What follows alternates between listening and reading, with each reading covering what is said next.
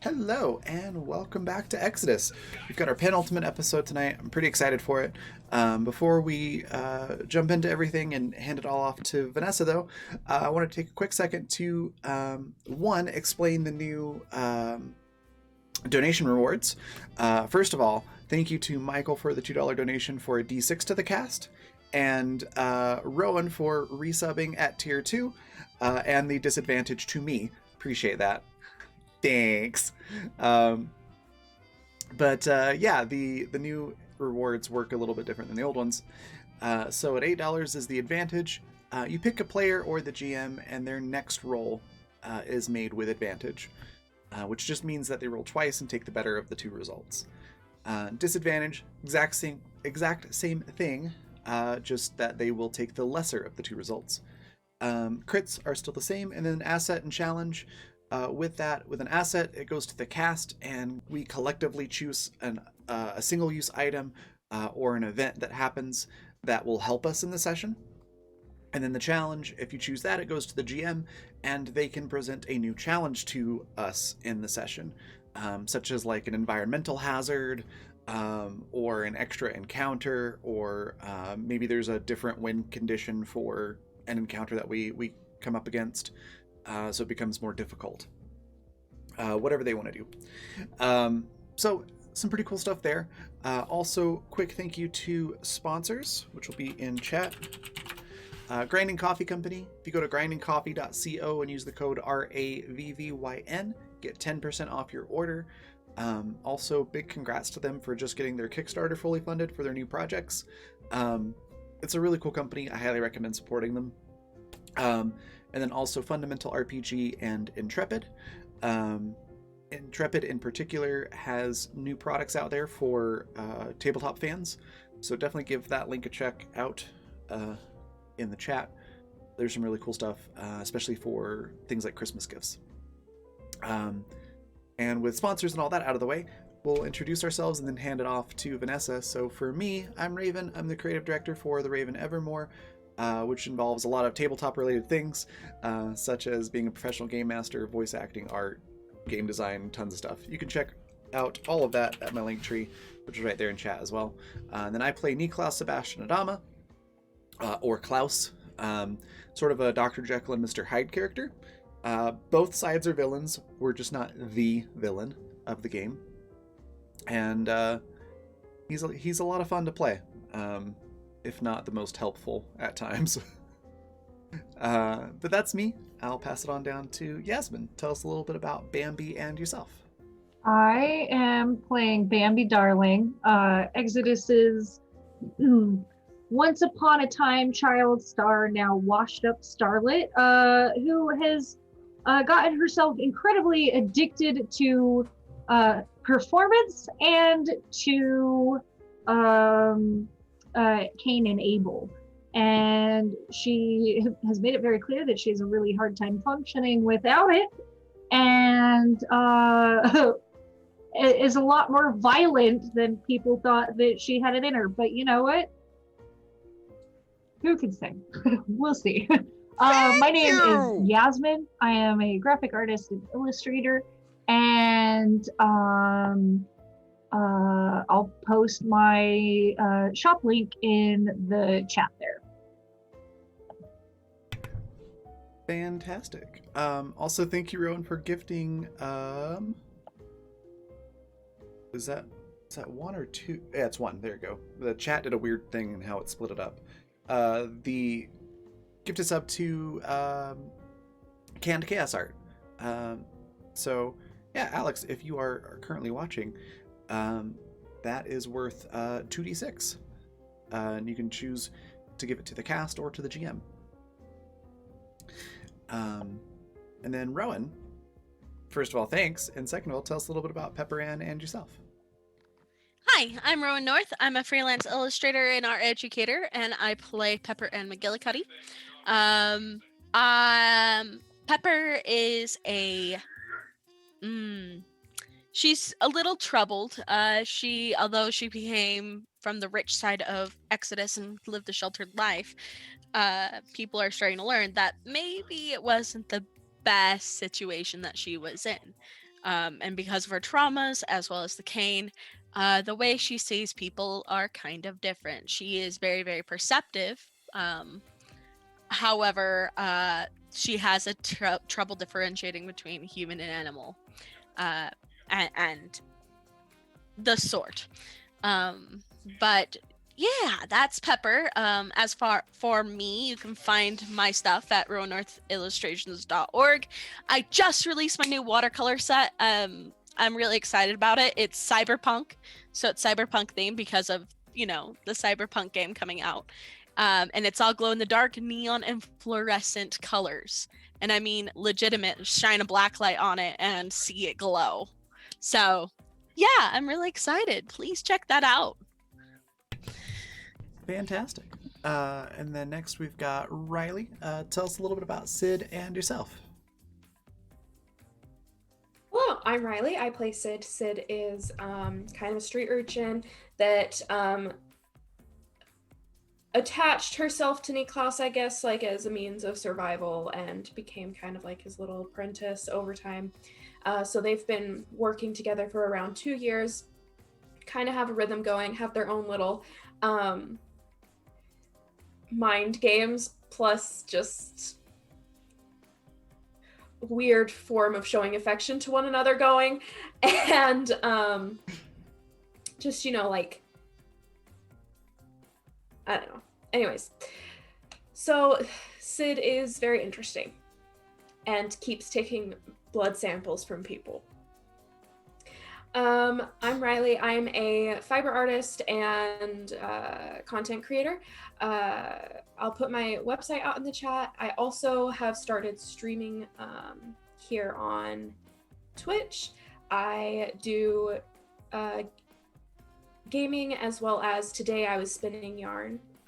And so like Wednesday afternoons, I just craft stuff. So if you ever want to see me knit or spin yarn, you can check that out. Awesome. And then last but not least, Vanessa, tell us a little bit about you and take it away. Hi, I'm Vanessa. I'm primarily a traditional artist. I work in pencil sketch and watercolor, as well as a little bit of digital here and there. And this is Exodus. So I play everybody else, but for the most part, I play Anastasia. So she is the quote-unquote, I guess, guide that is bringing our party through the city. She was originally the ones who met with Niklaus and Sydney when they first got to the city, and it was her message that kind of was being broadcast out for any help that she could get from the top side. And it was very interesting for her to finally get somebody to answer that message, only to find that it was one man and a child. So she's been having a good time trying to coordinate the little group and figure out what the best plan of attack is. And she's also not too fond of Niklaus at all. You better watch out, Niklaus, or she might actually leave you down there if you guys make it out. So it's just a heads up, I guess.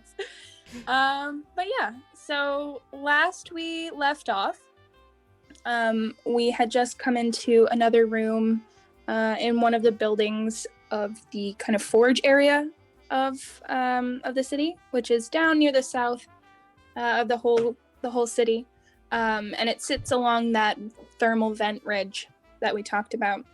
So the city essentially gets all of its power from the thermal vents, and then it's pumped throughout the city from that end.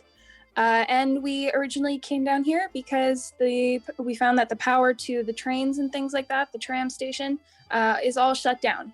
And you guys, upon entering Hephaestus Forge, came to figure out that, as some of you might have suspected, our exodites, Penelope Augustine was the one to shut down the power. And she is was the former head geneticist of the city. And when she spoke to you, she kind of gave you a little bit of story, a little bit of exposition, and kind of talked a little bit about Bambi and her relationship with Bambi, and how at the end of the day, despite whatever relationships she might have with the group, it's her kind of goal to keep you guys from leaving. Essentially, in her eyes, it's better that everything stays where it is and dies under the ocean and doesn't have a chance to spread topside. And obviously, if people leave, that kind of gets thrown out the window, because that means there are traces. People will learn about the city, and should anybody try to come back down to the city, they're going to be met with exactly what you guys are fighting against now. So in her eyes, it's better that they all everybody just die here with the city. So currently in Hephaestus, the alarms are still going off.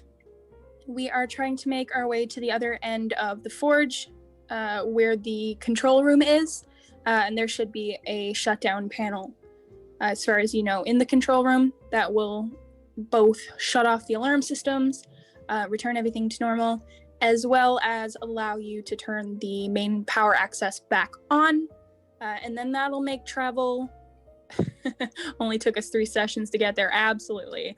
You guys are still in there. But yeah, so once you get that power turned back on,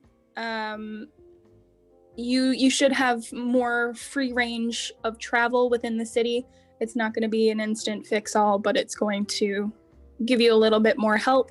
And you will essentially avoid going back and forth between bathysphere hubs, so that you don't draw as much attention and don't have to backtrack into that attention. But yeah, so we left off with 2 splicers in the room. Sid, I believe you set one of them on fire through the mist, through the smoke bomb. The other is now in between. So I believe 2 of you took off towards the other door. I think it was Niklaus and Anastasia, I think. No, Or- Anastasia is back with Pepper near the back of the room. Oh, no, it was Niklaus and Bambi. Yeah, that's Yes. right. Yeah. Yes. And then Sid, do you remember where you were? Sid just got rid of the splicer that she was fighting over the radio with and is now joining Pepper and Anastasia. Right, that was the one who was caught in the smoke bomb, right? Mm-hmm. Yeah, so there's one splicer now between you guys. So yeah, Niklaus and Bambi, you guys are closer to the exit door that goes further into the buildings. And Sid, Anastasia, and Pepper are all near the back door where you just came in. So that's where we pick up. Hey. So the splicer kind of tails back. Oh, he was hiding. That's what it was. He hid on the right side of the room, and you guys weren't able to catch his movement. And he was able to split you up that way. So as you began to run, he kind of cut in between. That's what it was. So reactions. What do you guys do first? Niklaus and Bambi, what are you guys thinking? I believe Bambi was prepared, like she had everything ready to attack if something else came out. So I think the splicer has now come between them, like it's shown itself. Is that correct? Yeah. So Okay. 2 of you are on one side of the room, three of us are on the other side of the room, and there's a splicer between us. I am going to use my wireless microphone, well, wired microphone, not plugged into anything, to whack the shit out of it. All right. Niklaus, do you have any comment on that? Are you just gonna let Bambi go ahead and initiate combat here? Currently it's Klaus, so of course an opportunity to inflict violence is never unwelcome for Klaus. So I think oh, I forgot I had this.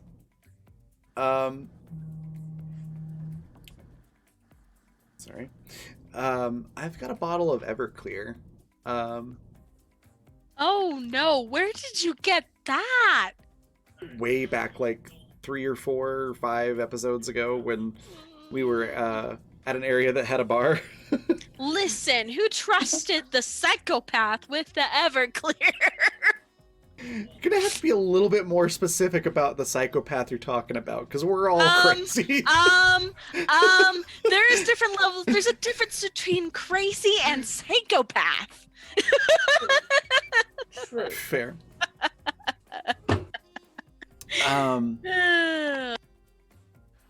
So my question is, could I make a Molotov cocktail out of that?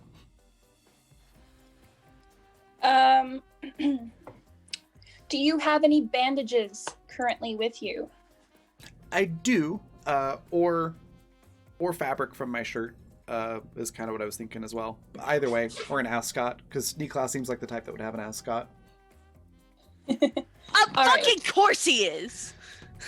If you would like to take some material then from your clothing, then yes. Okay. Do you have anything to light it with? That's a good question. I don't have a lighter in my inventory. Does Niklaus smoke? This is like circa 1930, 1940, something like that. We are currently at the beginning of the 60s, tail end of 50s, early 60s. Okay, then yeah, probably. Okay. So in that case, you do have an almost used up book of matches in your pocket. Sweet. Okay, then I'll use that to light it and chuck it at whatever Bambi is attacking. All right. Let me grab some dice. JC, it's gonna be fine. I mean, I totally don't have disadvantage on this roll. What could possibly go wrong? Right. All right. So, the splicer comes between you. Bambi, you are poised and ready to attack. Anastasia is in the middle of holding her, like drawing up her pistol. Pepper, you and your dogs. Sid, you have your flamethrower, Dina. Is that the weapon that you had with you? Yeah. I do. Yeah, awesome. So let's go Bambi first. I'm going to get you to roll accuracy for me, please. I got a 17 with my microphone. Okay. Let me see.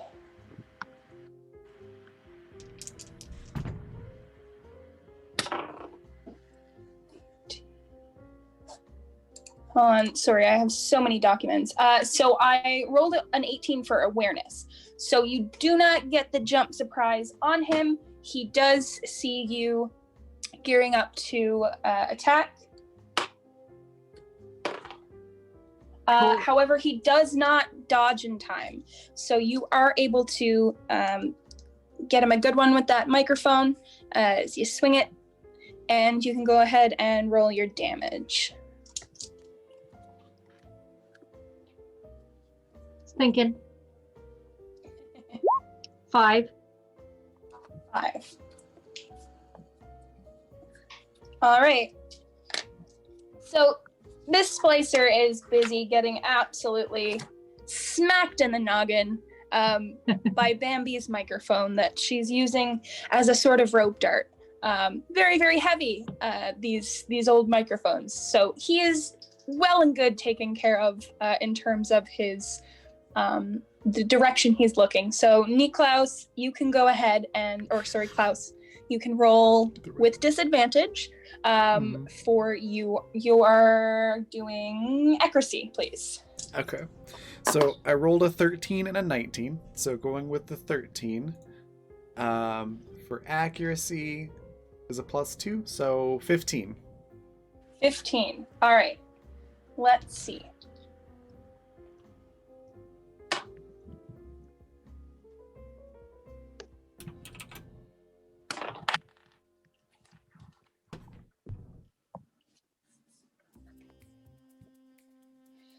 All right.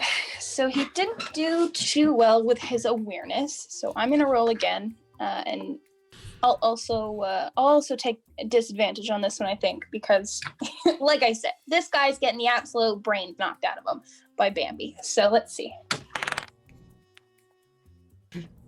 Ooh. Let me look for my modifiers. So no, you don't end up hitting him. Aw. What I would like you to do, roll another accuracy dice for me, please. Okay.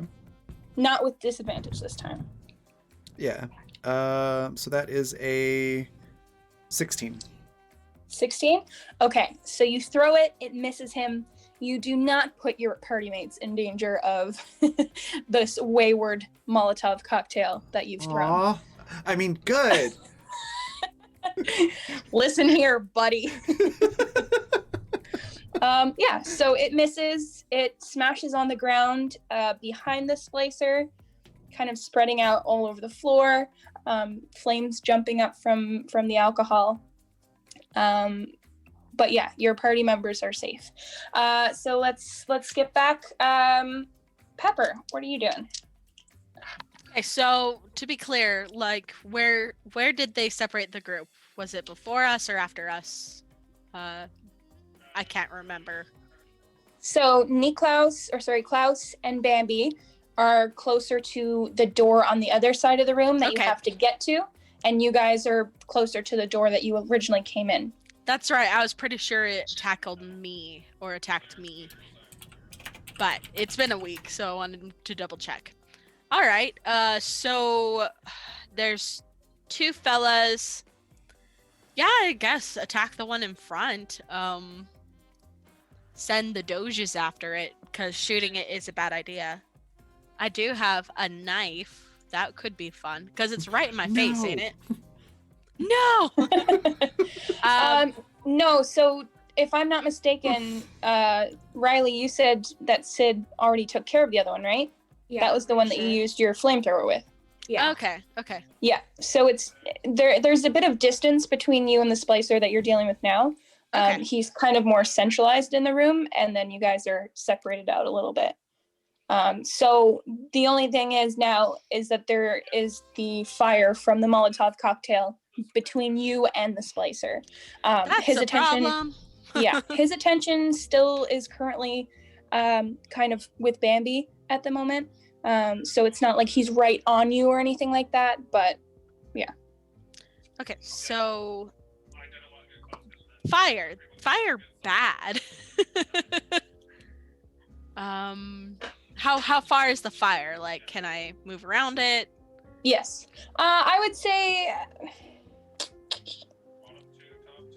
say it's probably 2 or 3 feet ahead of you. Okay, and how wide are we talking? What kind of bottle did you throw, Klaus? How big a bottle did you have? What big is Um, Everclear normally? Let me see. It's normal. It's like a liquor bottle, so it's not massive. Standard bottle of Everclear. Shattered. Going out. Probably like 5, maybe 10 feet at most. Wide. Yeah, 750 milliliters, probably something like that. Okay. Okay. So yeah, it covers a good distance, a good amount of the room. It's not like raging high or anything. It's not outrageous, but definitely an obstacle. All right. And the next question, I did take a able hypo, but does it still take a while before I can use man's best friend again? Nah. You can go ahead and use it. Okay. Because I have a very specific idea, but it Okay, might. let's hear it. Okay. So I will send the dogs around, and I want them to more or less pull him into the fire. Okay. Yeah. Well, like, pull back and let go or tackle, something like that. That's what I want. So I will use man's best friend, and I don't need to Okay. roll for that because it's my puppos. Yeah. I would like you. So let's see. Let's roll a stealth check really quick to see if he notices. And Okay. let's see if he's aware of you coming. Okay. Ooh, haha, that's a dirty 20, my friend. Yeah, he doesn't see the dogs. So, yeah, go ahead and explain what happens with these dogs. They go around the fire, and how do they approach it? I imagine they tag team it, so one on one side, one on the other, and they Mhm. grab the sides of his leg and then jerk him back into the flames. Okay, so are they like immediately coming through the flames and then coming back to Pepper, kind of? Well, I mean, they aren't going to be walking through the flames. What I imagine is they're like tossing him back, kind of. All right. In that case, let us try. Would it be a Give me a skillfulness? I don't think it would be a skillfulness. I think it would be a strength. Because you're not looking to do it well. You just need to do it. So you can roll me a strength for both your dogs. Okay. That is 19. Rolled a Give 16. me another one. 19 and a 16. Well, 19 because I rolled a 16 plus 3. And then the second Okay, give me another one then. Yeah. The second one is a 17. Okay. So 19 and 17.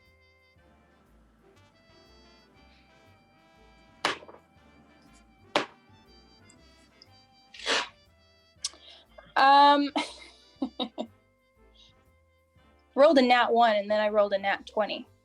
What? Wait, hold on. Why does it get 2 rolls? Because we've got 2 dogs.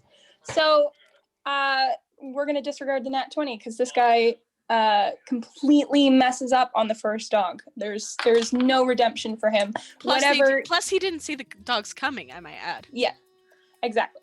So this guy, on his first go, so one dog clamps on the one side, the other dog clamps on the other side. And they're essentially trying to pull so that he trips up, right? Yep. And then kind of basically falls pull backwards. so he falls backwards into the fire. So we're looking at kind of like a pulling a rug out from under somebody's feet. Pretty much. Yeah.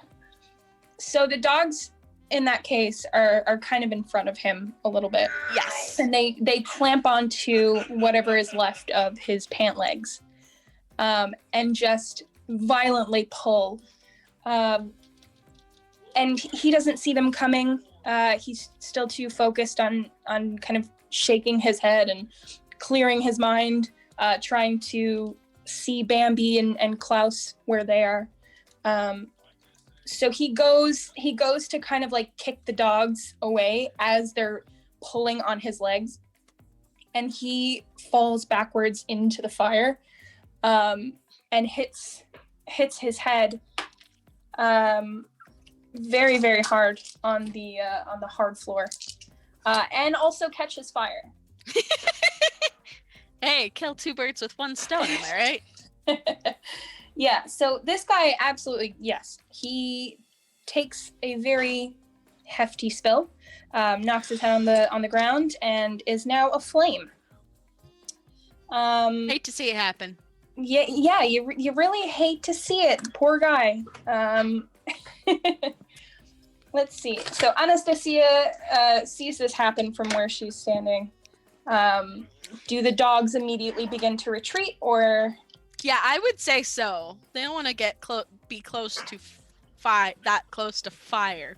If the guy's on fire, it'll spread. And so yeah, they back off. They don't return to Pepper right away. I imagine they kind of back up more towards Bambi.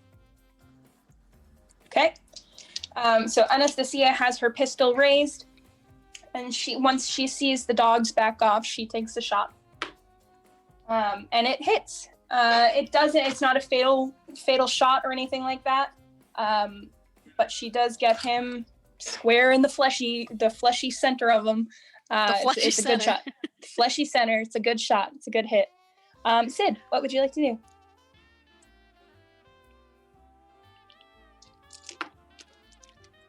Sorry, I'm let's see. So he's currently in the middle of the fire?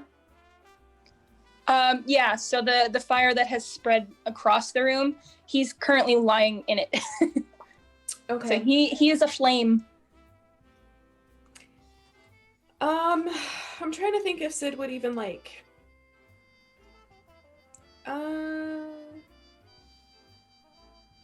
yeah, does it look like the fire is going to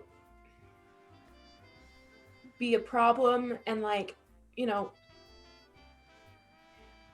burn anything down, or does it look like it's just gonna like go out because it's gonna run out of fuel? Good question.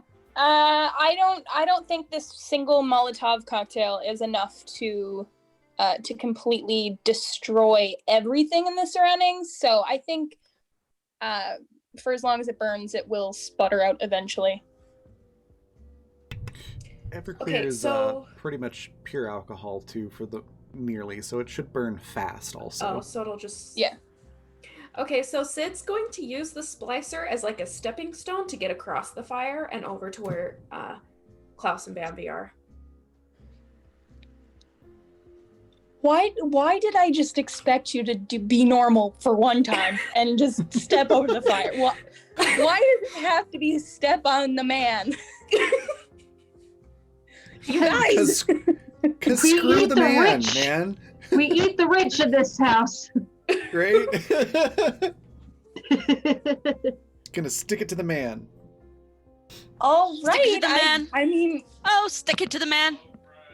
Stick it to the man. Stick it to the man. Stick it to the man. Stick it to the man. Stick it Are to the you man. really doing stick it to the man as Sandstorm? Yes. Oh my god. I hate I that I love- got what you were doing I love too. it. Hey bro, and how's Sandstorm go again? Stick it to the man. Oh boy, oh boy. Oh boy. I'm trying to get up some stats. Hold on. All right. So, Sydney, you try to step across this splicer as he is still alive and still burning, and not dead. Mm-hmm. So I'm gonna get you to roll a skillfulness for me. That's a nat 20. All right. Yeah, you have no problem using this gentleman on the ground as a stepping stone. Wouldn't want to get your feet dirty, you know. He makes a grab for you as you do so, and you step squarely down on his chest, right on top of that bullet wound. You can go ahead and roll me a d6 for extra damage. You know, because 4. we're just going to add salt in the wound. What was it? 4? A 4? Okay. Yeah, just insult to injury over here. Not only is he on the ground on fire, but you've stepped on his bullet wound and really driven it in there. But yeah, you make it across without so much as a singe to your clothing, and you are able to make it safely to Klaus and Bambi. Do you immediately go to them? Yeah, Sid's not looking back. Sid's just like, oh. I imagine, like, in the time that all of this happened, like, Sid finishes with the splicer, comes towards Bambi and Anastasia. Bambi's dogs, like, throw the guy into the fire. And then Sid, just, like, without skipping a beat, just, like, jumps on him and, like, goes on their merry way. Just boing. Hops on across. We're playing a game of Frogger over here, apparently. Jesus. Okay. Pepper, are you following? Are you using the man as a stepping stone, or are you being normal and just walking around? Or would you like to kind of deliver a finishing blow? I mean, a finishing blow is a good idea. Just make sure this guy isn't, getting back up. I mean, how dead is he so far? He seems to have a bit of life left in him. Okay, elephant gun. He's struggling to get up off the ground. Okay, You look at him and you do see, however, that as the fire has really, really caught the fabric of his clothing, and it's more so like from the waist up. So as he tries to stand up, you can see like whatever flesh on his face and neck that was untouched by like sores and any sort of disfiguration is now starting to bubble, and it looks very wet, as if it's starting to leak fluid. And I think the creepiest part perhaps is that he kind of looks up and makes eye contact with you, and then just smiles. And he's got like teeth missing, and the skin is starting to bubble up on the side of his face, and like his clothing is burned now, and he just smiles at you. Aww. But yes, you can certainly go ahead and try to use your elephant gun. So roll me to see if it works. Yeah, well, it does. I got actually a 10, so straight on the mark.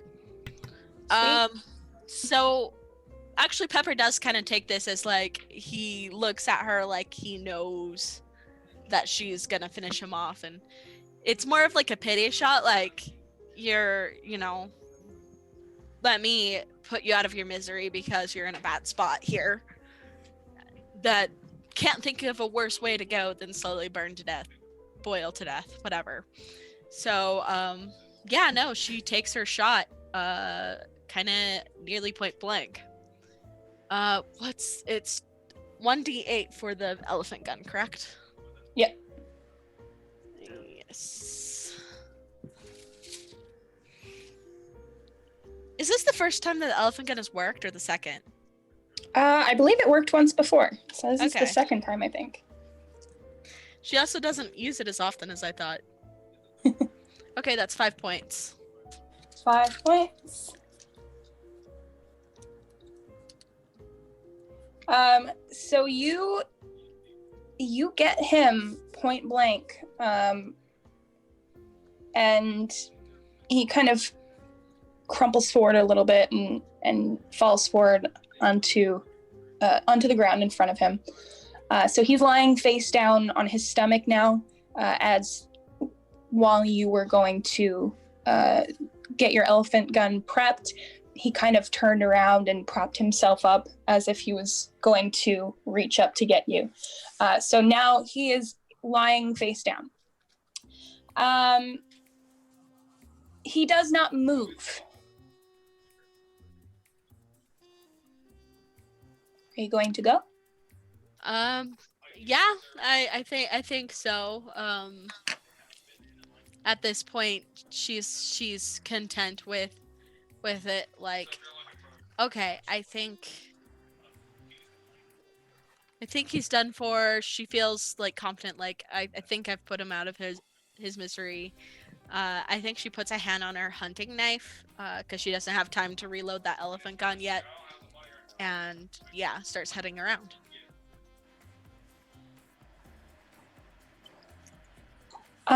So you make it past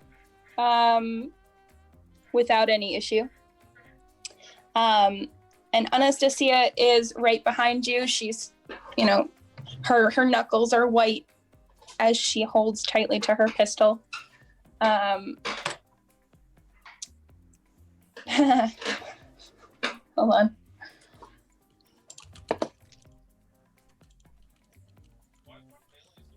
I can't remember which account I used to write the document with all the stats in. Oh no. This is the absolute beauty of me having written all of my notes for the entire game in like 3 different places. They're just so completely spread out. There are some in the Google Drive, some on my desktop. I think I might have emailed myself something. I don't know. They're everywhere. But I did find them, so just give me 1 second. No worries. While I'm doing that, Sid, Bambi, Niklaus, do you guys have anything to say to each other? As Sid comes bouncing over this splicer, like he's lying down so that she can avoid getting her feet wet in a puddle as she crosses the street. Bambi gives like a little giggle, like, and just like gives Sid a nod, and then is going to kind of pull back towards their next destination to peek into the next room. Klaus, kind of looking at everybody, goes,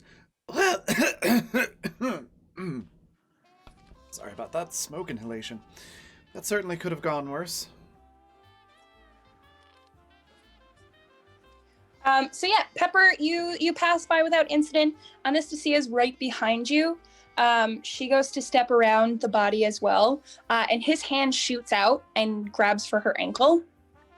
And he rolled an 18 to do so, and I was very, very concerned that poor Anastasia was going to meet a very gruesome end, but she rolled a nat 20. Wow. So Okay. she is able to dance. You hate to see it. You hate to see it. She dances out of the way, and she's holding tightly to her pistol, so she has it ready. And as he kind of reaches for her, she pulls back and moves out of his clutch, and she does manage to get off another shot, which hits him not as squarely as she would have hoped.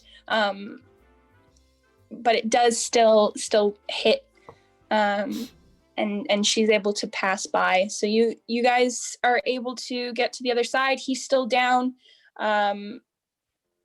There wasn't a whole lot he could do. He's still on fire. So as he continues to burn, one can only assume that there is not very much life left to him. He's not getting up. He's not making any effort to follow you. And yeah, you guys are seemingly in the clear if you would like to get the hell out of there. For cinematic value, Bambi would like to sing Baby on Fire. Other than that, Bambi's just kind of, she's scoping out the next room. Klaus will offer a supportive hand towards Anastasia, to assist with getting out the door.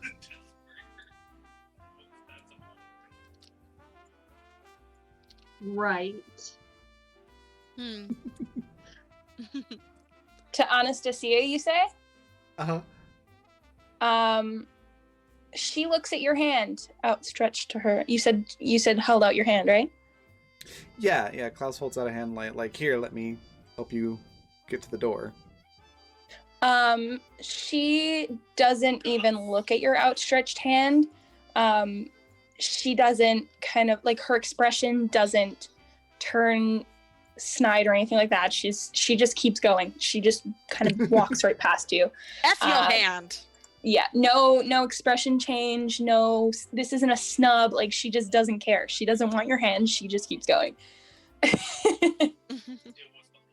Okay. Klaus follows closely behind.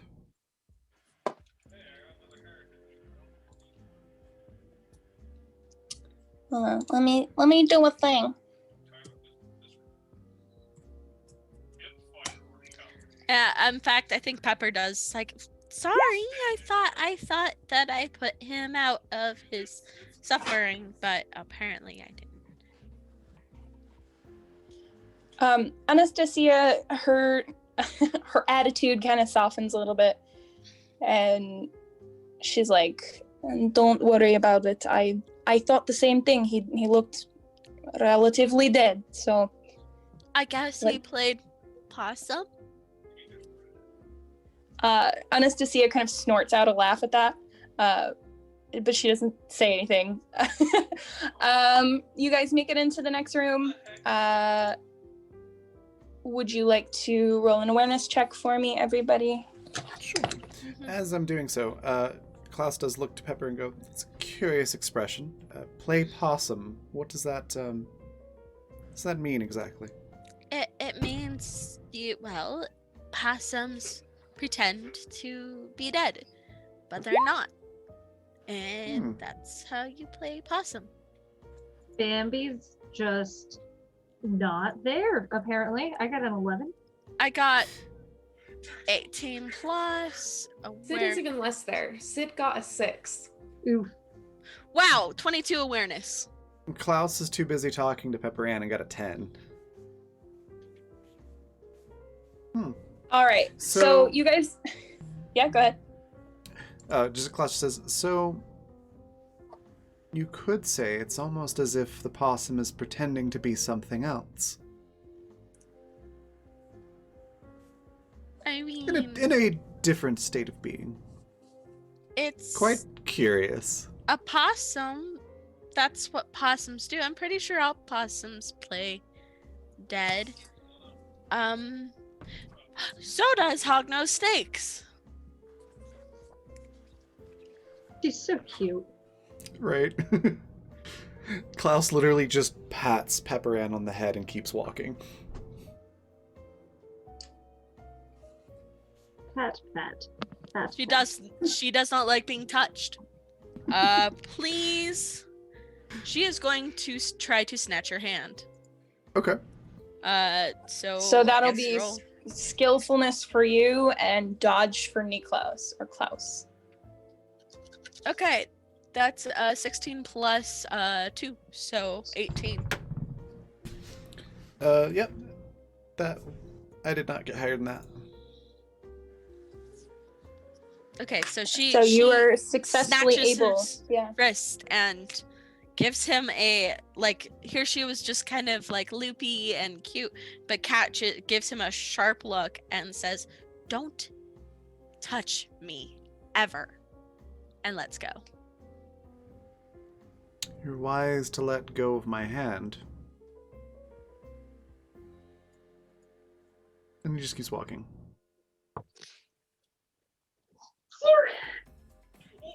Are you okay? Just tied for a second, sneezing. It's fine. This is fine. I see historians comment in chat. It's great. All right. So you guys move into the room. So Sid, Bambi, and Niklaus, you guys are absolutely prepared for more splicers.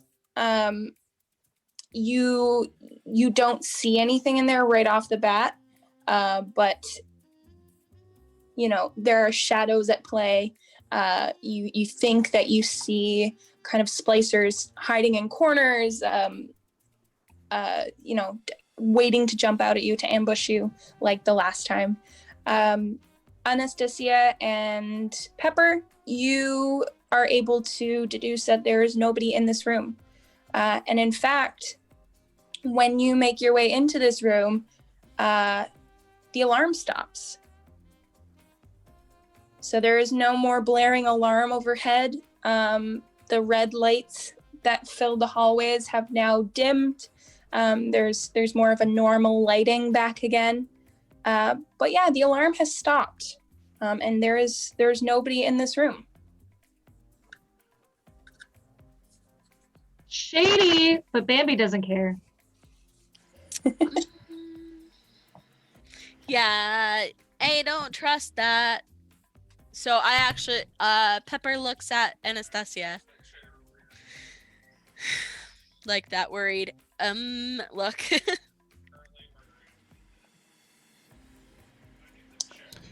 She looks back at you and obviously her expression is guarded as well. But to her, it seems perfectly safe as well, as she doesn't She doesn't see anybody else either. She's relatively certain that there is no one there, but that still doesn't stop her from being cautious. Bambi's gonna get like head in, humming to herself, and is going to aimlessly, not really looking for anything specifically, but just kind of like aimlessly poke through some of the nooks and crannies in the room. Yeah, you can roll to investigate. Investigate. And it's just a quick pass over.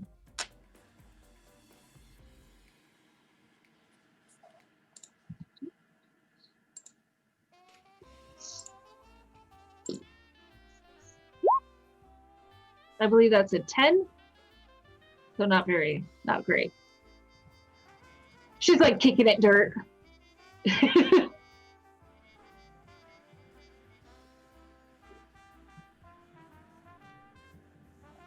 What did you roll? I rolled a 10. Did you roll 2d6? Yes. D20, love. Oh, shit. My brain's not here today, sorry. That's okay. That's a 26. There you go. You have a nat 20. Yeah, I'm so Much sorry better. about that. My bad. No. You know what? It's worked out so far, so you're fine. I haven't totally like domed it. Yes, exactly. You made it this far. Everybody's untouched for now, so it's fine. But yeah, no, you got a nat 20, which is fantastic. So even as you're just kind of passing over things, you realize that this room kind of has some storage units to it. This might have been the spot where workers would place their belongings. Little kind of locker setup, basically. For the most part, you don't find anything of value. However, you do open one of the lockers and kind of just stick your nose in very briefly. And hanging on the door of one of these lockers is a very dirty, kind of old-looking poster. And there's not a whole lot that you can see on it because it does look very damaged. But you do see a lot of red. Red hair, red dress.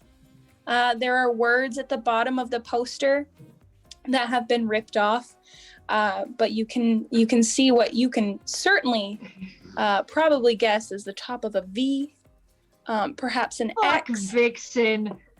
Bambi, like her kind of cute, cheery, happy-go-lucky attitude twists, and she snarls and reaches in and claws the poster off of this locker and just like starts like ineligibly screaming and tearing it apart and like slams the locker closed and then uses her microphone to beat the shit out of the locker. Okay, as you do this, you hear a thump from inside the locker. She's Would still appear you've livid. offended the lock.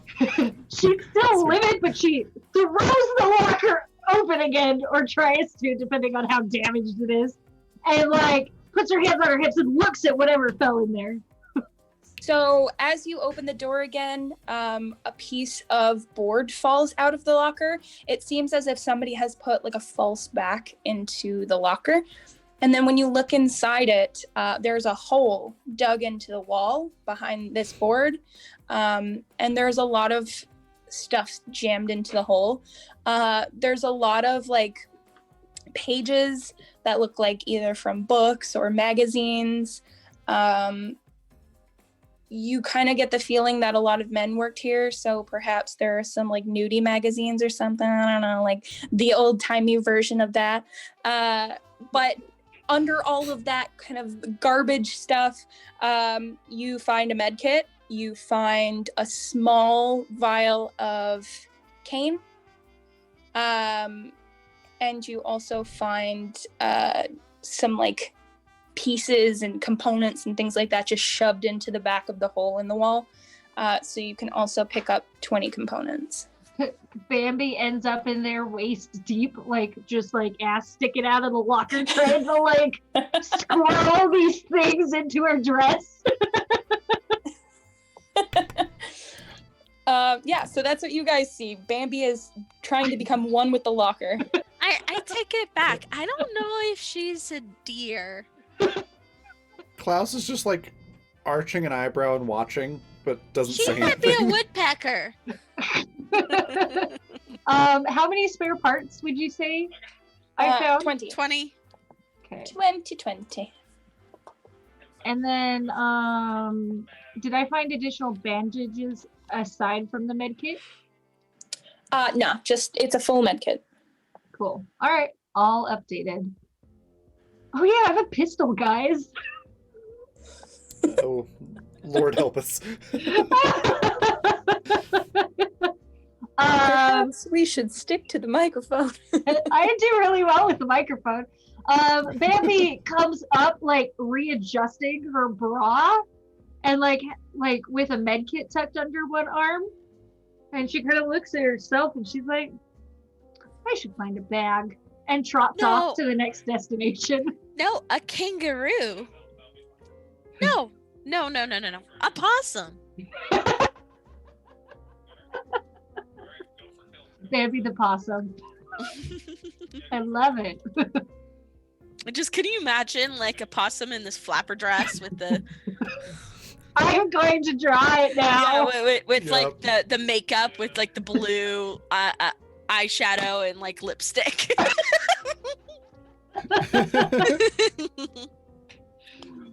Clutching a little purse. Oh God. Anyways, so she's got her little med kit and everything's adjusted inside the rest of her dress, and she trots off to go look through where they're heading next. Yeah, Klaus is once Bambi gets out of that and does the whole line, Klaus just sort of shakes his head and starts looking for whatever it is that turns the power on.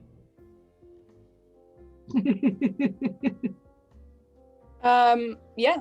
Did anybody else want to look around, or? Sid is always good for snooping. All right, go ahead, investigate for me. Damn it.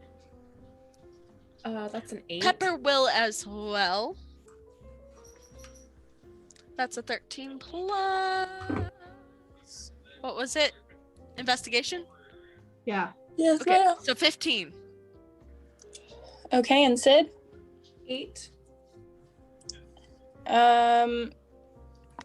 Right, let's see what Anastasia rolls. So yeah, Anastasia and Sid, you guys kind of like poke around a little bit. There doesn't really seem to be much that you find. You know, you have a feeling that maybe whatever was here, Bambi kind of got her paws on first.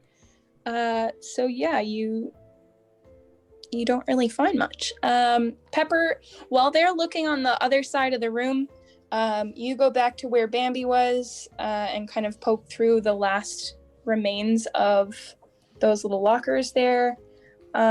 You're able to find a couple more components. There's probably like, I'd say let's say 10 components left in a neighboring locker. Okay.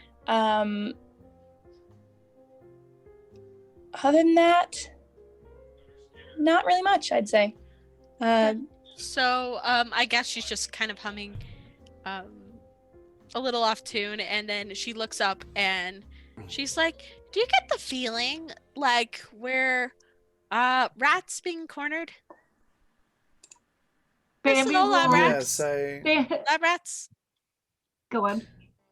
I certainly do get the impression that some of us are that way, yes. Bambi Well- looks over her shoulder and she says, tut, tut, tut, darling. It does us no good to think like that.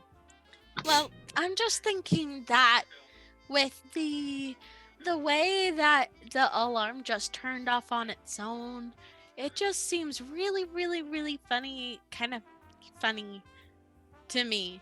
So I feel like we are in a maze and we're just little rats in the maze. I'm sure we'll all be in stitches over it, but for now I'm looking for the power button. What does stitches have to do with being in a maze? Has anybody found where to turn the power on? No. So Anastasia is standing to the right-hand side of the room, where there is another door. She kind of like We'll head that way. gives you guys a look, like hello. Yeah, wherever it looks like the power button or room is, that's where Klaus's like singular mind focus going towards. Yeah, so it does seem like that is the correct way. Anastasia kind of waits for you guys to group up and follow her through the door. And then you finally make it into what you believe to be the control panel, the control room that you were looking for.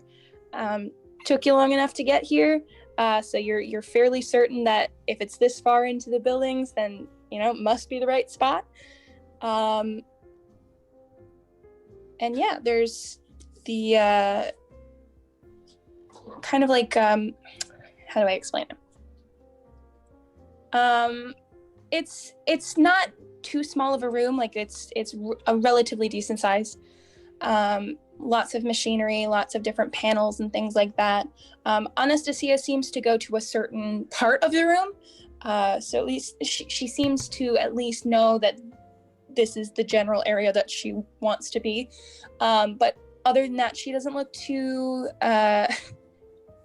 confident in herself when it comes to specifics. But there's kind of like an overview. There's a section with an overview of the tram stations and like maps and things up on the wall. And it shows each individual stop for the tram, and there's like a little tiny light bulb for each of the stations, which you assume at one point would probably light up as the trams were moving. I keep getting distracted by you guys talking about a kazoo. Why are you talking about a kazoo? But yes, so this seems to be the right spot. And Anastasia makes her way over there. Bambi follows. Yeah, I think she found her stash, so she's ready to go. Yeah, Pepper keeps really close to Anastasia now. She's getting kind of she has a funny look on her face, and she's like, wait. Was Niklaus trying to be antagonizing? Was that what that was? Was Pepper saying this like in a whisper, or No, quietly. Can Klaus hear this? I don't know how close is he to Anastasia? In the same room, trying to figure out what she's doing with that panel that she's interested in. Roll awareness for me. Okay.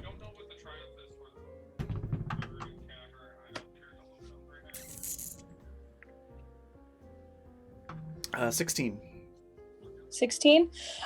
You can make out bits and pieces of words. Like you're not close enough to really hear the entirety of what Pepper Ann is asking, but you do hear enough to know that she's asking about you. Yes, you hear your name. Yeah. Okay. Klaus is just going to Not like, I'm going to hide in the shadows and then pop out and go boo, but just quietly walk up behind Pepper Ann and lean forward and go, "You had a question?" She jerks back. I imagine her pith helmet hitting you in the nose. Do I roll for that? I was say, if you're trying to hit me with your helmet, then yes. Because I I imagine you spook her a little. So yeah, no, it's the jerk back. All right, if you would like to roll for it, you certainly can. What do I roll? Roll strength, Niklaus. If you would like to try and dodge it, you certainly Nat can. 20! Never mind. Oh, hold on. I did not get a nat 20. Okay. There's always that hope held out for a second nat 20, but Mm-hmm. it's not this Always time. a 5% chance that you'll succeed. There you go. Yeah, so you come up and spook Pepper, and she jerks back in reaction to suddenly hearing your voice there. Pepper, if you would like to go ahead and roll a d4 for damage. Excellent. Excellent. Whoops. Where is the d4s when you need them? Like, literally, I grabbed a handful of dice and none of them were d4s. Okay, that's 2 points. 2 points of damage to Niklaus. So yeah, she gets you pretty good in the nose. Just clocks you with that pith helmet. It's taller than you think. Than she thinks. And she's like, oh! Like... How is the... Sorry! How is the helmet on Pepper Ann? On, like, a helmet? Like, is it just sitting on top of your head? Is there, like, a chin strap? No, Do pith helmets have chin straps? Like the British pith helmet? Most older army helmets did have them, but it depends on how you're wearing it and what version, I think. Okay. Yeah, I guess there is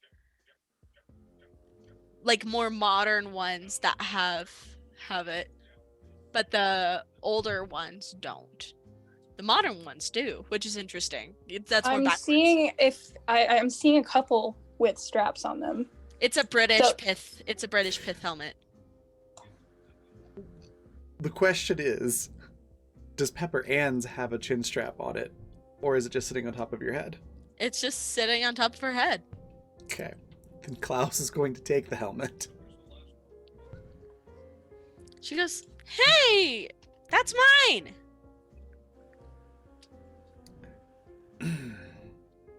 Now then, now that you're not assaulting me with your hat, you had a question? Anastasia turns around at this point and she looks you square in the face. And she says, "Just because someone was talking about you does not mean that they were talking to you. Now I would suggest that you give Pepper her hat back and move along." Klaus just looks at Anastasia. Says, "Well, there was a questioning tone and my name came up. It's rather rude to talk about people behind their backs now, isn't it?" And with that, he'll just drop the helmet on the ground and go back to looking for the power button. As he turns around, Anastasia just rolls her eyes and then turns back to the control panel. I will turn the sweater on and no one will get McDonald's after church. I'm dying from the comments, they're great. I see you are killing it tonight. Violent haberdashery. So Pepper kind of looks at Anastasia as she picks up her hat, like, "See what I mean?" Anastasia doesn't say anything, but she looks adequately cheesed. She's not having any of it. Let's return to the search for the button. Pepper's like, Sid. That's yes. You're Sid, right? The fox. You. You know electronics really, really, really well. Do you know what buttons, right? What can I roll for this? Roll me a tinker. Let's see. Are you kidding me? I rolled a 3, but I got an 8. You take a look at it, and at first glance, Take a d6. Come on. We do have 7 of them. Okay, I'll take a d6. So 8 plus 6. Nice. 14. So you've never quite seen a setup like this. Niklaus, what kind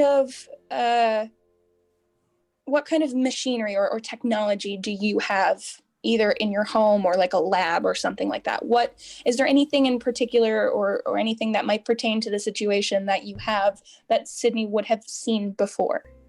Oh, only the best and the latest. But no, to answer the question, I mean, I imagine there's some like power regulator type stuff at the lab and at his house or the mansion, because I imagine they would have some sort of like independent power setup. So it's possible that Sid might have seen something like that, but probably not as likely that she would have been told to interact with it. So it would depend on if Sid snuck down there and looked at it, I suppose. Okay. Of course Sid did. Why wouldn't Sid? What did you say, Riley? Why wouldn't Sid? Sid would love to see all Fair the point. Fair point. Absolutely. Yeah, so you take a look at all of kind of like the bells and whistles that are included in all of these controls. And there are some things that are labeled, some things that you can still read. Some of the others are either worn away or ripped away that you can't really make out. You definitely don't see anything that looks familiar or that you're certain will help right off the bat. So you can continue to take a look at it and kind of pick at it a little bit. While you do that, Anastasia starts rummaging through like drawers, containers, anything that has items inside. Now, can I roll intuition to figure out what button to push or whatever? Sure. Why In not? her do own a chaotic way. good old gut feeling, I suppose. Definitely the blue one. Precisely. Blue is a that's- good color. That's a 19 plus 3.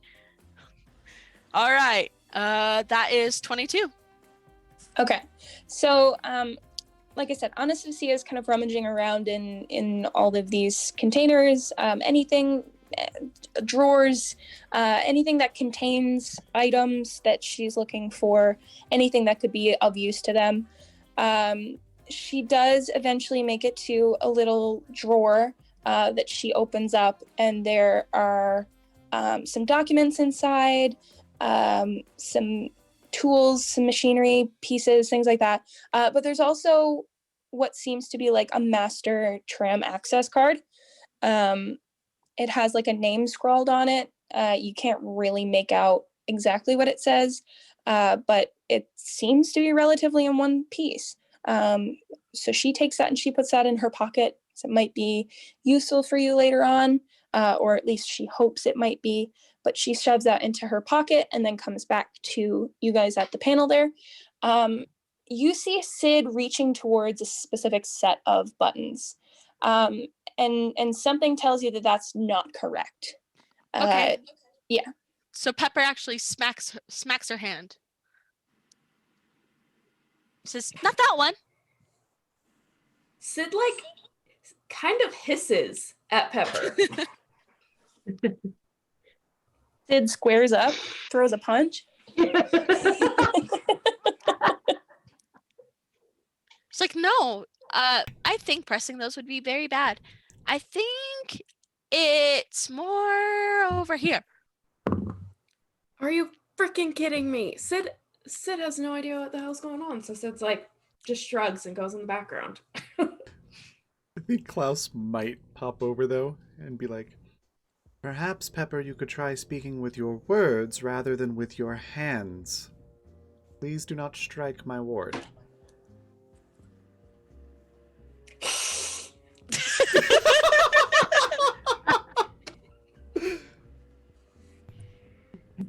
But pressing that button would be very bad. Is it for somebody that doesn't like to be touched? You sure like to do a lot of touching. This does seem to be the case. Listen, I didn't say insanity made sense. That's true. Bambi would know all about that. So what kind of direction is Pepper more drawn to? So you guys all look more so back to the section of controls that directly falls under where like the light up map is.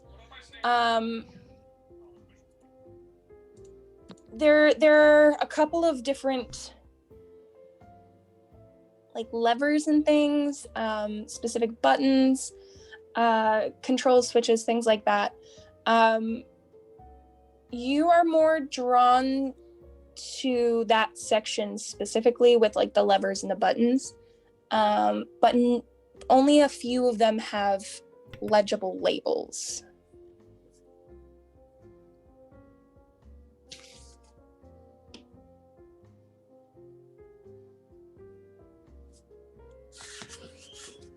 Oh, sorry, 1 second. You can text amongst yourself, just 1 second.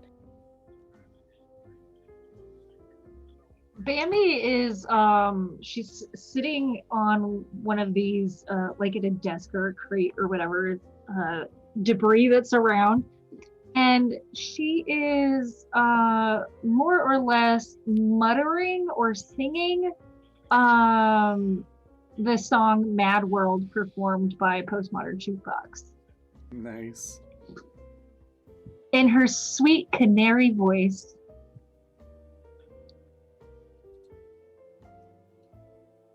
I'm not gonna sing it for you guys though. I thought about it for just a second. Nope. Oh, yeah, I'm trying to think of what Klaus would do aside from just getting frustrated and starting to just push buttons at random. Yeah, while you guys look at it for a couple of minutes, Anastasia kind of feels a little bit of that impatience in herself as well. So she tries to read the labels very, very carefully. There are notes and things pasted to the walls, just kind of like thumbtacked, I guess, to the walls themselves. Little diagrams, things that show how the trams work, scrawled notes. It seems like scrawled notes between people who worked there. Like I said, little diagrams, things like that. She comes across a little piece. It's a note rather, written between two people that worked there. And essentially it's kind of like them speaking back and forth to each other on things that are happening at the current time. So you know it's old. It belonged to a time when people had their minds intact, things like that. But there's a little code scrawled on the very bottom corner of the page, and it's a number. It's a sequence of numbers. And when you look at the control panel, there are appropriate buttons with numbers on there. And Anastasia, feeling your your frustration, Niklaus, takes a stab at it. She inputs the number code into the appropriately numbered buttons. And as she does this, the red tinge of the lights that appeared when the alarms went off. Now the alarms have obviously since been turned off, but the last remaining of the red lights turns off, and you guys are put back into whatever regular lighting. Obviously, some of the light bulbs are missing or blown out. Not everything's there, but you have some relatively normal light. You guys aren't seeing red anymore. So Anastasia It depends kind of on the looks back. time. What? If I get angry, we'll see about that. But Bambi's gonna do a little golf clap. it's magic. Like at the very heel of your palm, like yay. Yes. Just, well, what are the lights? Well, but yeah, glad we have something working around here. Anastasia doesn't respond to you. She has no comment on that. Klaus just sort of has this like silent, good, I wasn't asking you, Anastasia look on his face. These two are either going to kill each other or become like the tag team everybody didn't know they needed. Right? I'm scared to find out which. Right. Same. But yeah, so you guys now have what you assume to be power restored. As the lights kind of change back to what they used to be, the actual lights instead of the red tinge. The lights on the tram map light up again. Yay! There's a little light bulb that marks the Adonis Plaza where you guys originally went. That one lights up. And then on the right-hand side of the city, there are a couple of little lights that pop on there as well. So you can only assume that, the tram station is back online. I think we're going to take a quick break there. I think that's a good time to stretch some legs. Break! Yay! Woo! All right. Well, don't go anywhere. We'll be back in about 10 minutes, and we'll find out what happens next.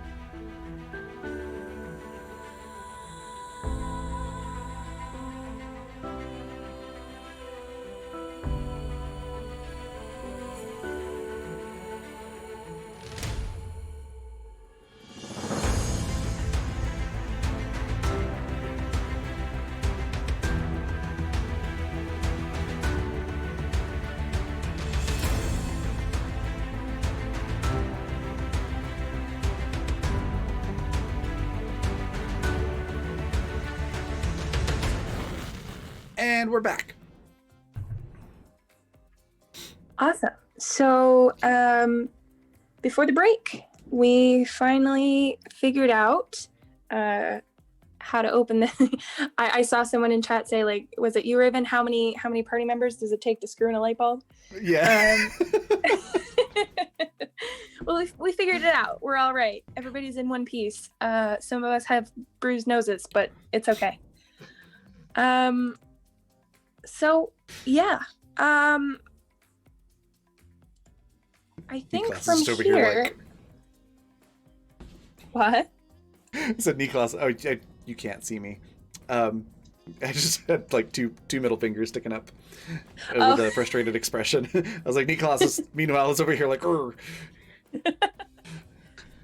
Yes. Well, simmer down, Niklaus. Nobody asked you. It's fair. It's totally fair. Whenever we play this game, I really embrace my inner Anastasia. So literally anytime Niklaus does something, I'm like, yeah, okay, buddy, sit the fuck down. Nobody asked. No, he usually deserves it. It's okay. All right. So you guys are in the control room. I'm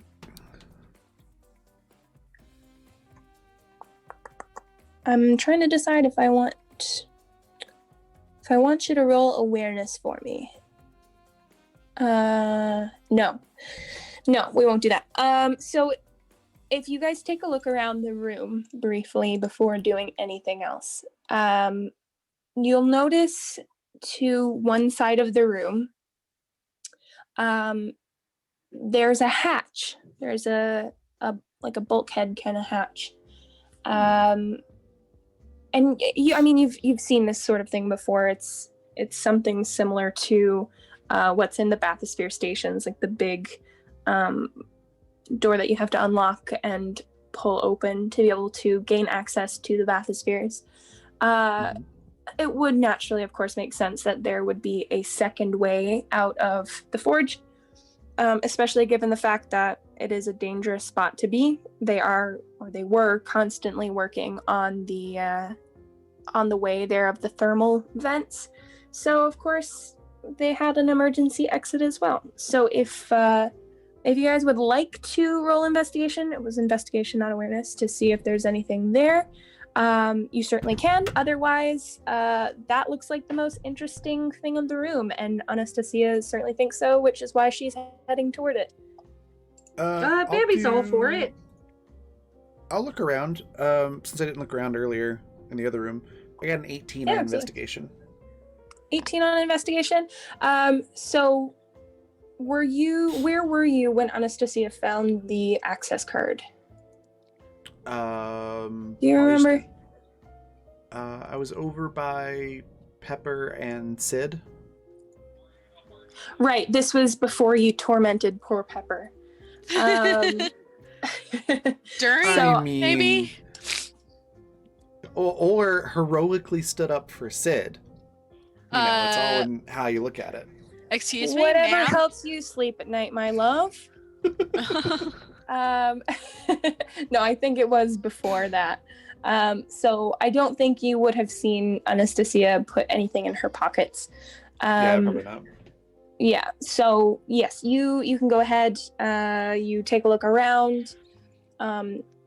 It seems like that's probably the most important thing in the room, the little access card. The bulkhead requires nothing to get past, like it's just standard kind of straightforward deal. There's no like pin pad or special key or like skeleton key or something that you need to get in there. There's nothing like that. So in terms of that sort of thing, nothing else turns up, and you don't know that Anastasia has any sort of access card. Other than that, you probably find, I would say maybe, let's say 8 components, just little Yay. bits and bobs. There are probably some toolboxes, some little hidey holes, some drawers, things like that you can ruffle through, pick up some pieces that you think might be appropriate to carry with you just in case you need them down the road. Okay. Yeah, but Anastasia kind of makes her way over to the end of the room and opens up this door. and inside of it is like a smaller version of what you would have seen in the bathysphere station. So it's like an emergency access hatch, basically. So it was probably used just in case, anything ever happened. Seeing as the city's still standing and the thermal vents seem to be fine, nothing disastrous has happened. But of course, they were prepared for the worst and didn't want to rely on one access point to come in and out of Hephaestus Forge. So it is a smaller kind of little bathysphere station, kind of almost. And it looks fully intact. There doesn't seem to be anything wrong with it. There is a little map on the inside. Once you pass through the door, the little section with the bathysphere in it, on the wall there's a map, and the map is of the whole city, so you guys can kind of reorient yourself, see where you are versus where you'd like to go. And it does mark on the map all the different routes for the bathysphere. Overlaid on top of it is the tram map in a different color, and then like the specific trains to like specialty places that are like one-off routes that just do that route, essentially. So it gives you kind of like a full detail of what is available to you. This little bathysphere, if you look at the map that I gave you on roll 20, you guys are currently at the bottom there at number 12. There is a little halfway point there between 5 and 6. So 5 is the fisheries, and then 6 over in the middle there, and that little point in the middle. The emergency access bathysphere that you are currently standing in on that map shows you that the route goes from 12 to that little middle point, and then from that middle point you can go up to either 5 or 6 depending on where they would have liked to go. But yeah, so you guys can instead of backtracking on yourselves the way Anastasia was afraid to do before, just in case you kind of pulled too much attention to yourself, there is now an alternate route, so you guys can just go straight up that way. That sounds good to me. I don't know. Where- Let's head back. I think there were some things that we left behind. Listen here, you little shit. We're not going back. Where was it we were trying to go when we realized that the power was out? The fancier quarters, basically. Yeah. We were gonna Yeah, go talk to that's right. Johnny. Yeah, what number was that? So number 7 on the side there, that's the entertainment district, and then the dotted line down to number 8, that's where typically John Castillo would have hung out when the place was a little more lively. Okay. So you So kind of yeah, want to make your let's- way up that side. That sounds like where we want to go then, to the little dot, and then up to 6, and then up to 7. So that's where Yeah. Niklaus will like be headed, and whether or not everybody follows is a different story. But that's where Niklaus is going. Baby I mean, yeah, is- Anastasia doesn't want to go back on herself.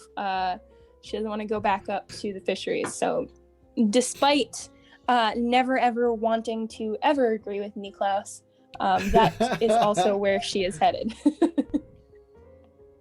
Love it. So Bambi's on the same page.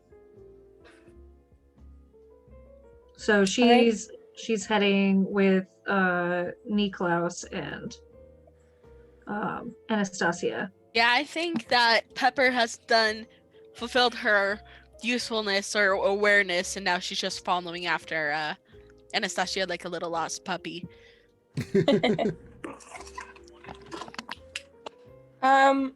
Sid, any thoughts? Nope. No? Alright. Yeah, so the only thing about this particular bathysphere, as you kind of ready yourselves to take this one, is that it's smaller. It's definitely smaller than the ones that you are used to taking. Like I said, it's an emergency access kind of deal,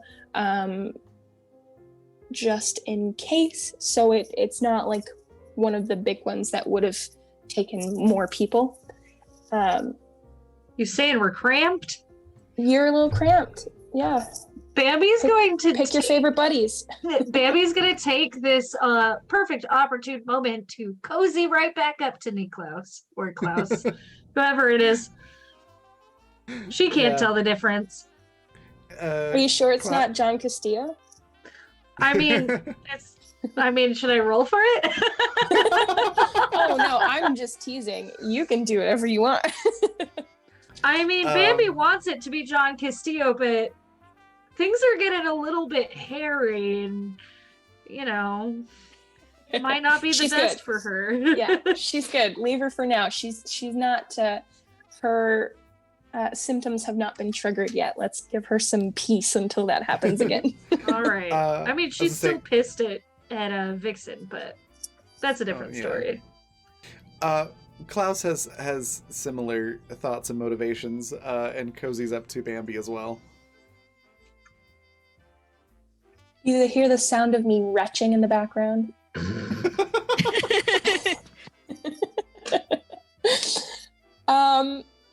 Anastasia motions for Sid to get in next because she wants a buffer between herself and Niklaus. Sounds good. Yeah, and then she gets in. She motions for Pepper to come in. And the Peppers doggos. with the doggos, yeah. Yeah. By the time Pepper gets into the bathysphere and the dogs are coming in with her, at that point in time, you guys really, really realize how squished it is to have 5 people and 2 dogs. Hold on. So, Pepper kind of is holding both dogs like this. So, because my they're God. really skinny dogs. I mean, they're big dogs, but they're so skinny. So she's just like, boop. Bambi will sit on Klaus's lap because that's the only proper place for a lady of the night.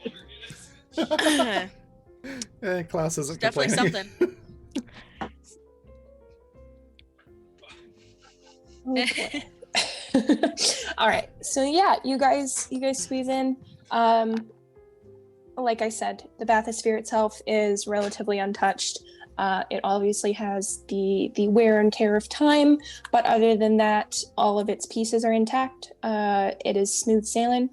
You guys are able to carry out your travels, your journey up to your secondary destination, which is that little halfway point there.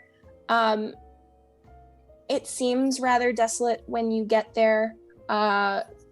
Obviously, Anastasia is quick to hurry you on to the next bathysphere to kind of switch gears and get to where you need to go quickly. She always seems like she's in a hurry, like something might jump out and grab her at any moment, kind of like what just happened. So now we've really put the fear of people jumping out and saying boo in this poor woman. But yeah, so it's pretty smooth sailing. Once the really point of worry would be switching from one bathysphere to the next, but like I said, nothing happens. And then once you're on your way again, then there's no worry of anything happening while you're on the way.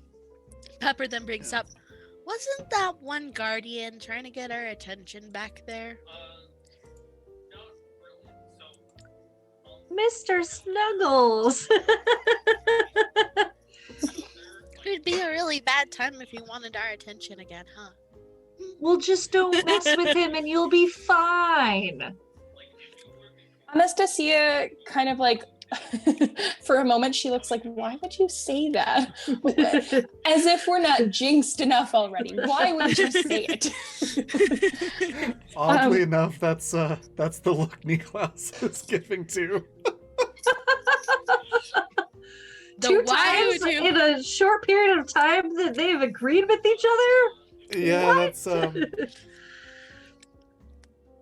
This is We're all getting screwed. weird and Peppers. inappropriate. We don't like it. Pepper's awareness strikes at the weirdest of times, just FYI. She's something else, that's for sure. Yep. Yeah, so contrary to Pepper jinxing them, Mr. Snuggles does not show up and like baseball bat them out of I was gonna say out of the air, but baseball bat them into some rocks or something. It doesn't happen. So they do, contrary to whatever you guys kind of headassery you're thinking of, nothing happens. They get there. It's fine. But so that little number 6 on the map there, that is. Oh, I moved my map. That is, I guess, the center of agriculture for the city. I'll have to draw out kind of like a more detailed image for you.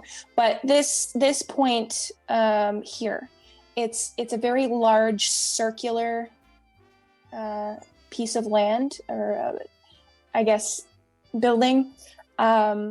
It's very large and very circular, and it contains all of these different pieces. So there's a spot for trees, orchards, things like that.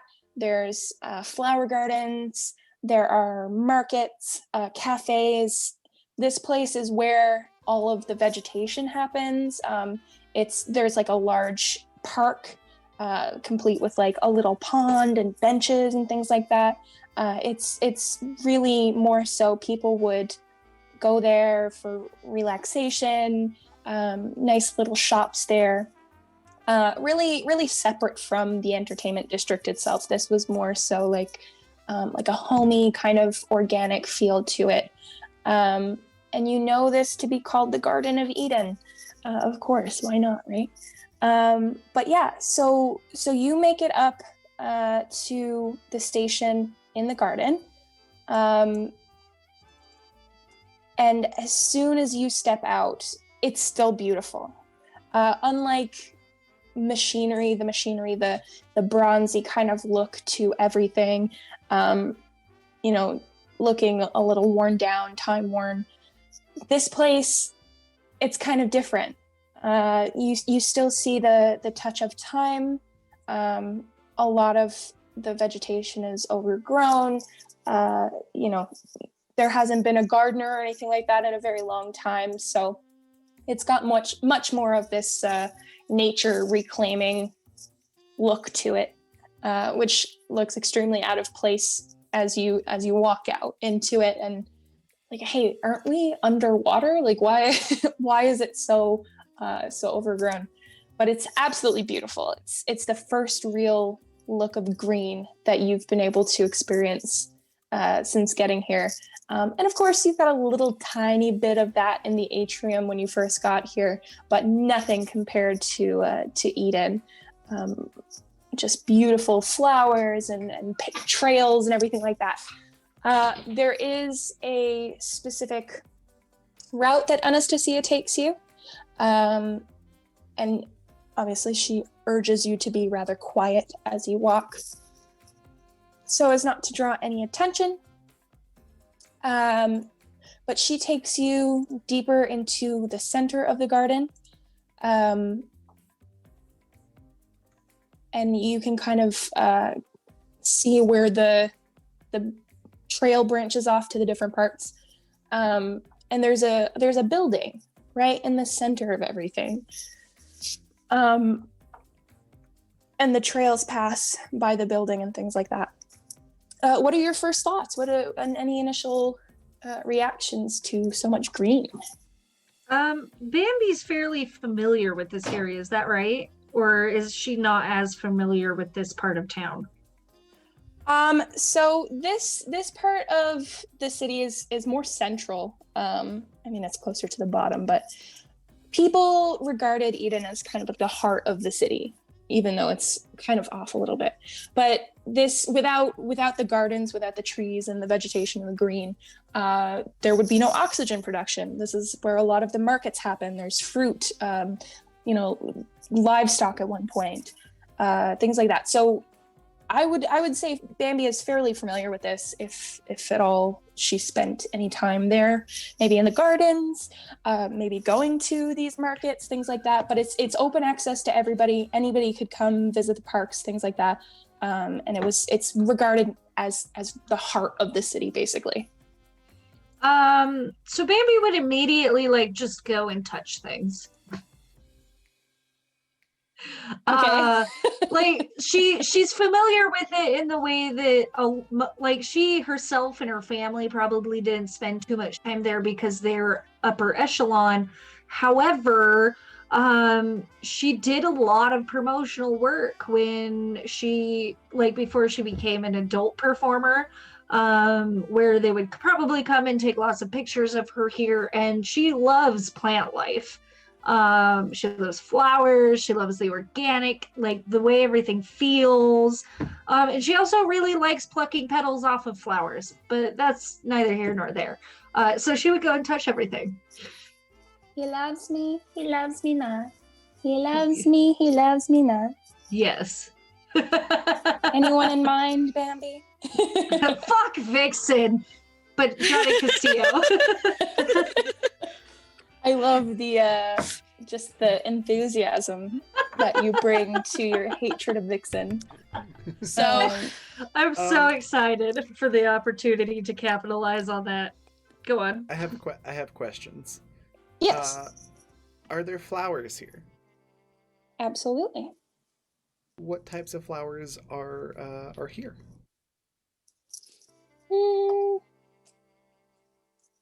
I didn't pick any specific flowers. I would say. What if I ask you if a particular type of flower is here, and then you say yes or no? Would that be easier? Okay, what flower?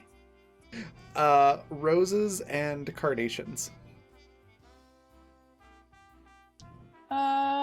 I don't see why not. Definitely roses. Yes. Carnations. I don't see why not. They're a relatively common flower. My thought is that like there are different biomes, I guess is the best way to think about it. So for those of you who live in Exodus, come from Exodus, you know that there's a specific woman who was the head basically of this area of the city, who was placed in charge of keeping things together, making sure that they were running very well. Her name is Celeste, and she absolutely loves flowers. All of the flowers are her doing. They're sometimes they might be in places that they shouldn't be, just because that's her her specific touch.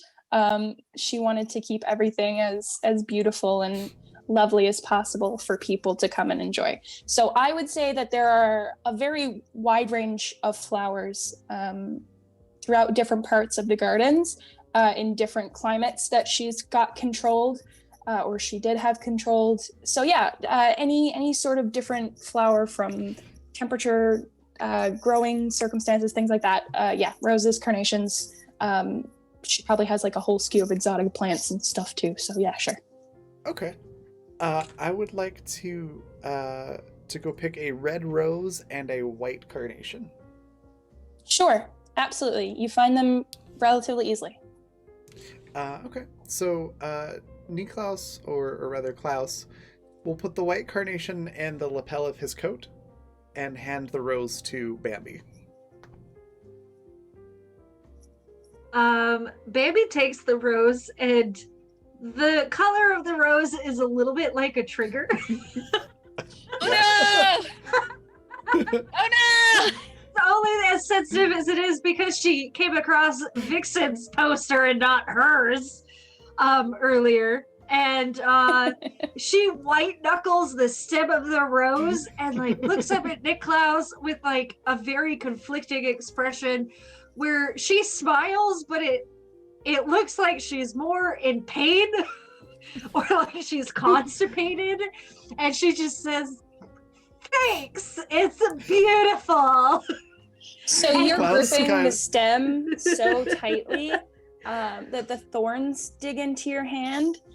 You take a point of damage. Thanks. Klaus just gives her a wink, and says, "It's okay to let the rage out from time to time." She gives you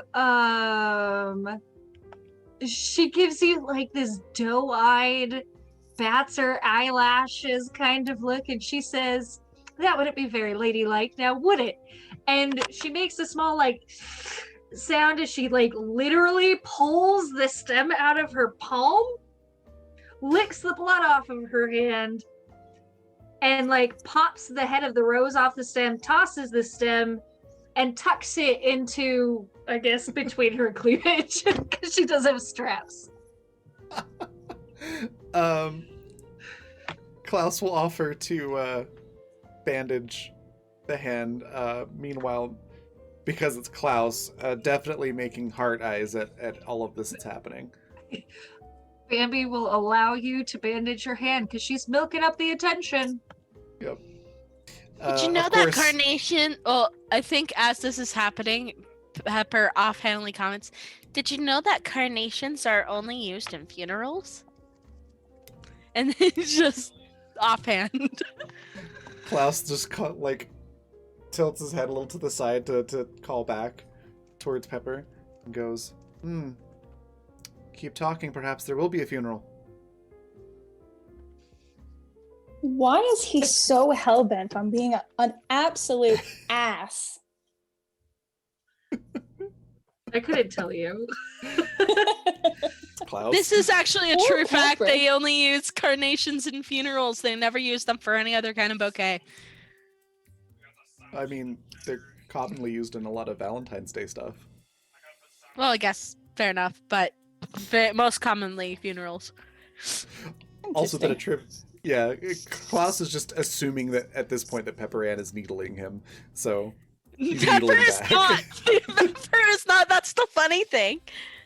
I know that Klaus is like, this person is getting in my way at every turn, so now just assumes everything Pepper Ann says is like a needle. So that's why he does that. That's funny. But a little bit of trivia, the flower in the Joker's lapel is white, by the way. Fun. White poppies are also a symbol of death.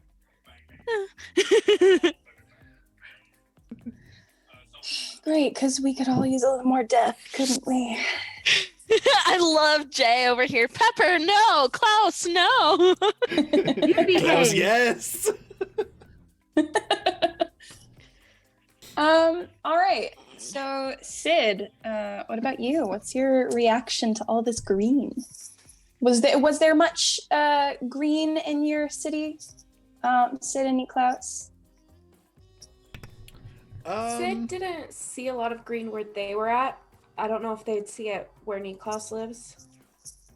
Probably not a lot. Like, there's probably like elaborate flower gardens and like a park, but it's probably not like widespread. I imagine Klaus living in a very metropolitan area. Yeah, Sid was in a very poor area with just lots of buildings. So this is your first time seeing this much green. Absolutely beautiful. How do you feel about it? Sid's eyes widen and she looks around just very intrigued.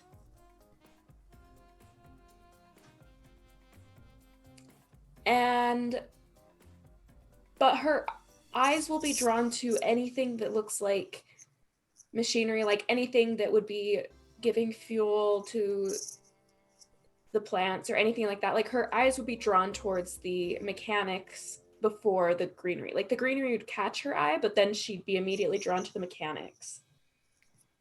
Interesting. There's still a whole functioning irrigation system. Anything like that, she could probably notice easily. Yeah. But it's all still functioning. So Sid will kind of stray a little bit, but not very far. All right, so you kind of move off in that direction, and you come a little closer to the irrigation system. How close do you get? As close as she can get while still being like 2 or 3 strides away from the group. Okay. So I would say as the group kind of moves in the direction, Klaus is picking flowers. The group kind of subconsciously staying together moves in that direction. So it's bringing you closer to the flowers, the vegetation, things like that. So you're able to get relatively close to this irrigation system without being too far from your companions. Could you please roll me an awareness check? That's a nat 20. Ooh, interesting. All right, so like we said, you're not too far from your companions, but you are able to comfortably crouch down, take a look at the way the irrigation system is set up. It still looks taken care of, much more than anything else you've seen so far. It looks like it's cleaned regularly. It looks like it's all in working order. You can't find any sort of plants or flowers or anything like that looked like they're dying or haven't been taken care of. Clearly someone frequents here. This is something that is taken care of. But the first thing that you notice when you sit down or you crouch down by the irrigation system and kind of take a look at it, you notice very, very quickly when instead of misty water out of the irrigation system, you get like this really, really sour smell, and the mist is kind of tinged green. Mm-hmm. What's your reaction? What do you do about it? Sid will just kind of scrunch her face and like jump back, is like, do plants need this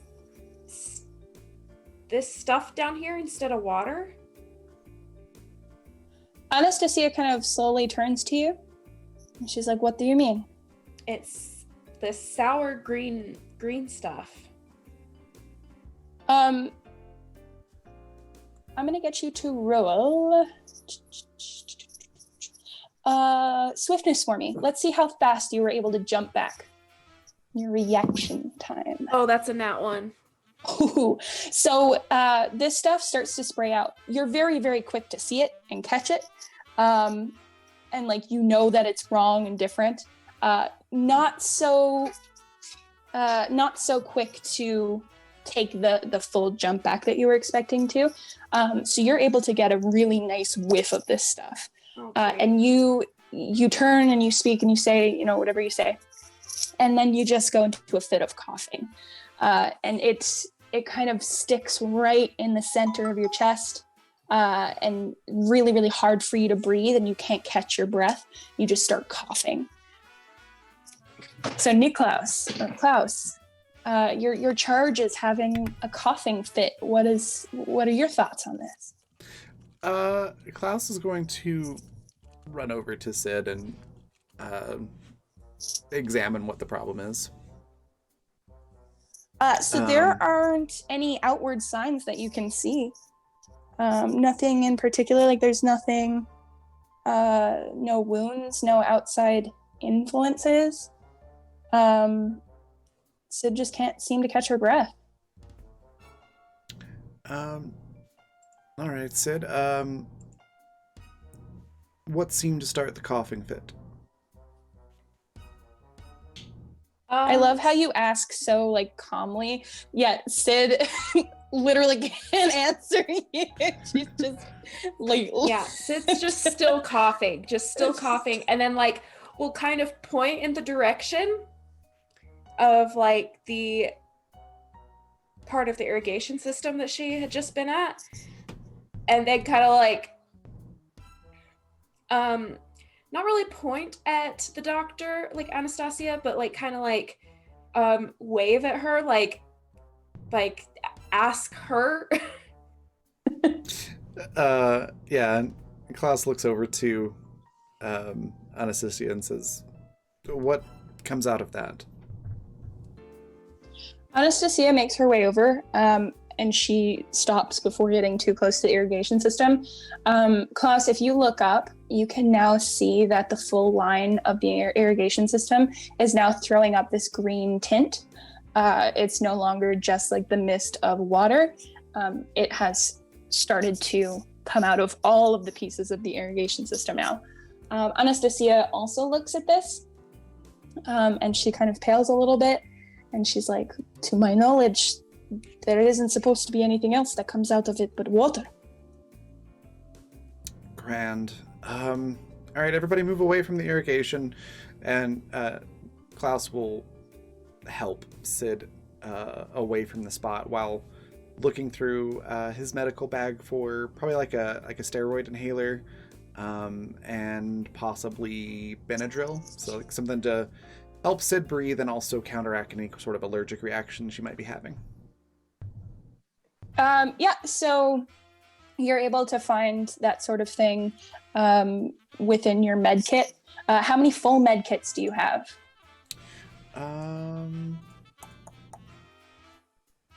2. And how many half med kits?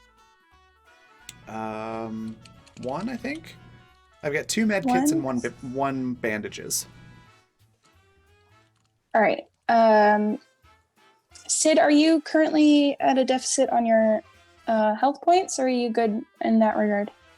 I'm good. Okay. In that case, hold on, just looking up the items so I can see what the difference I have in half and then full.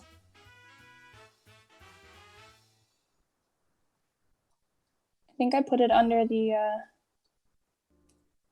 I think one of the med kits is missing a thing of morphine, but that... Okay. So yeah, the half med kit is 50% of your max health, but if she's not missing any health, then I'm not going to make you use it. I'll just say there are some like pieces within it that are useful to you. So yeah, just whatever you feel you need, absolutely, we'll take it out of the half med kit. Okay. Yeah. Actually, in that case, maybe what we'll do then is whatever is of use to you in the half med kit you take, and then the leftover, we'll say add an additional bandage or something, like whatever was left over, put it down into your bandage count. Okay, so now 1 med kit and 2 bandages instead. No, so you said you had 2 full med kits, right? Yeah, 2 full med kits, and one of them was just missing the morphine, and then I had 1 bandages. Oh, okay. Sorry, that was my fault. I thought you said you had a half med kit. So yes, so you'll have 1 full med kit, 1 half med kit, and your bandages. Okay, 1. So basically, I'm just gonna have you take those individual pieces out and keep the rest. Like, it's not gonna be a full use. Gotcha. Okay, Yeah. okay. And then should I roll medicine? Yeah, you can roll medicine as well. Awesome. It's one of the things I'm actually pretty good at. So that is a 22. 22. No, sorry, 23. Awesome. So, sorry, what were the 2 things you said you took out of the med kit? So like a steroid inhaler, like you would have for a rescue inhaler, like for asthma. Yeah. And some sort of antihistamine, like a Benadryl. Sure. So you administer these both successfully. Sydney, you start to feel that tightness in your chest let up a little bit. It does not disappear. It just makes it easier for you to breathe. You kind of get the feeling that if you had stayed and inhaled any more of that, it would have been a lot worse for you. But at the moment, you are able to catch your breath. You still feel that tightness in your chest. You know that whatever it is, it's still affecting you a little bit. But other than that, you're okay. I think Okay. Pepper's going to start kind of jabbering to herself again. She says, "We're just Rats in the little maze still.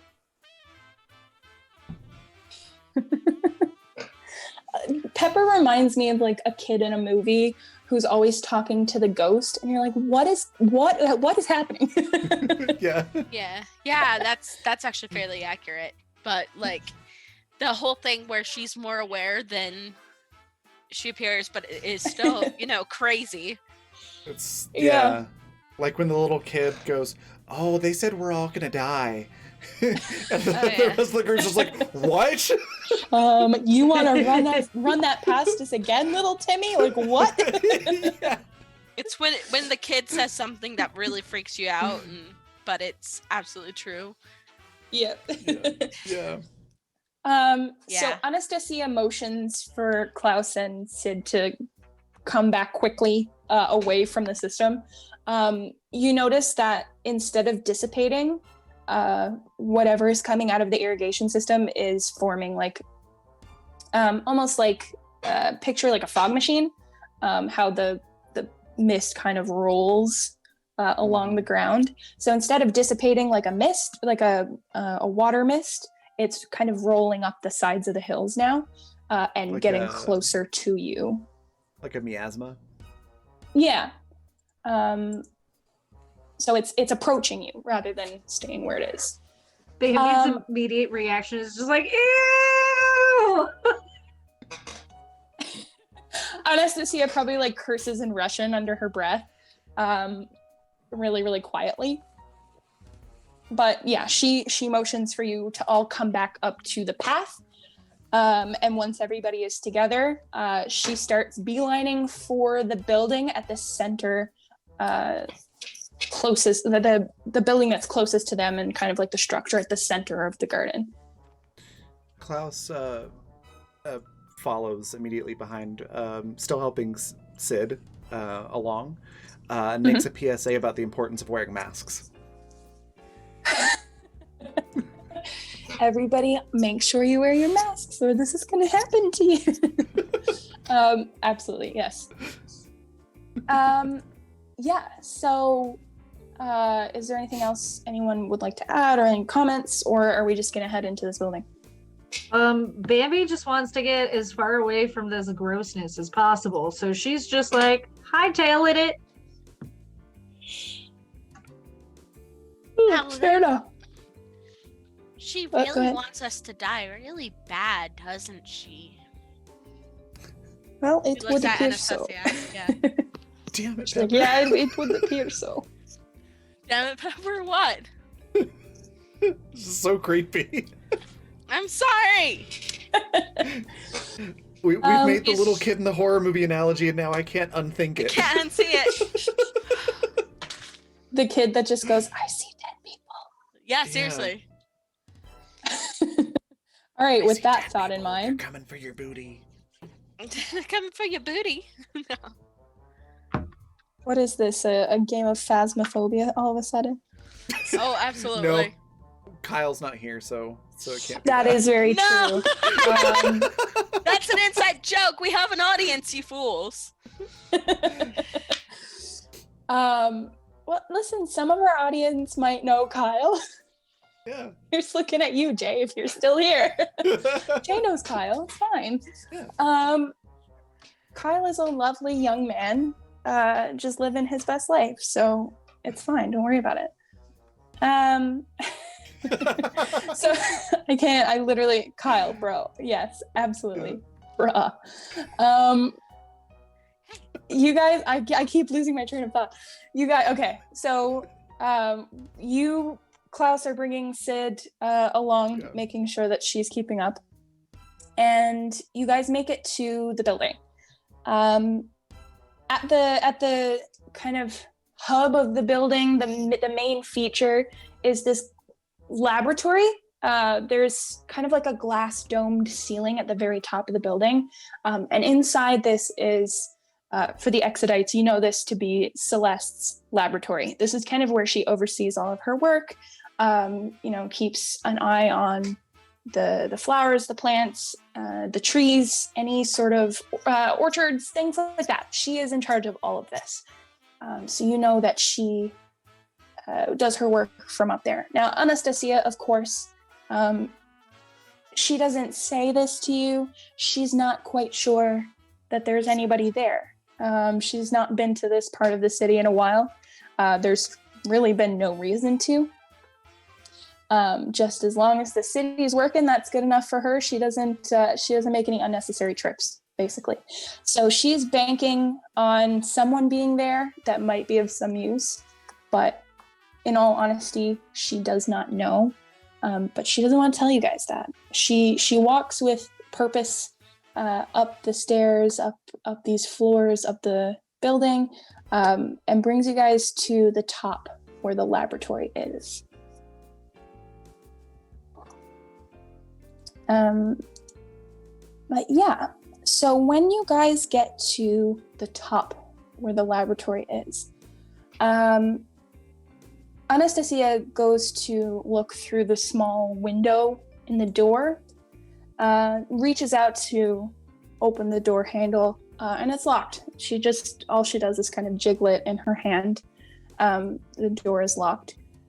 Upon first glance, she doesn't see anything in there, doesn't see anybody, and is quite frankly about to lose hope, not quite sure what to do with the situation. Until she sees a little bit of movement just out of the corner of the window pane. Just a very small window in the door. And she sees it kind of dart across her vision, disappear for a moment. And then a woman comes into view. And Anastasia is clearly still tense, but from what you can see of her, like her face is towards the door and you guys are kind of behind her.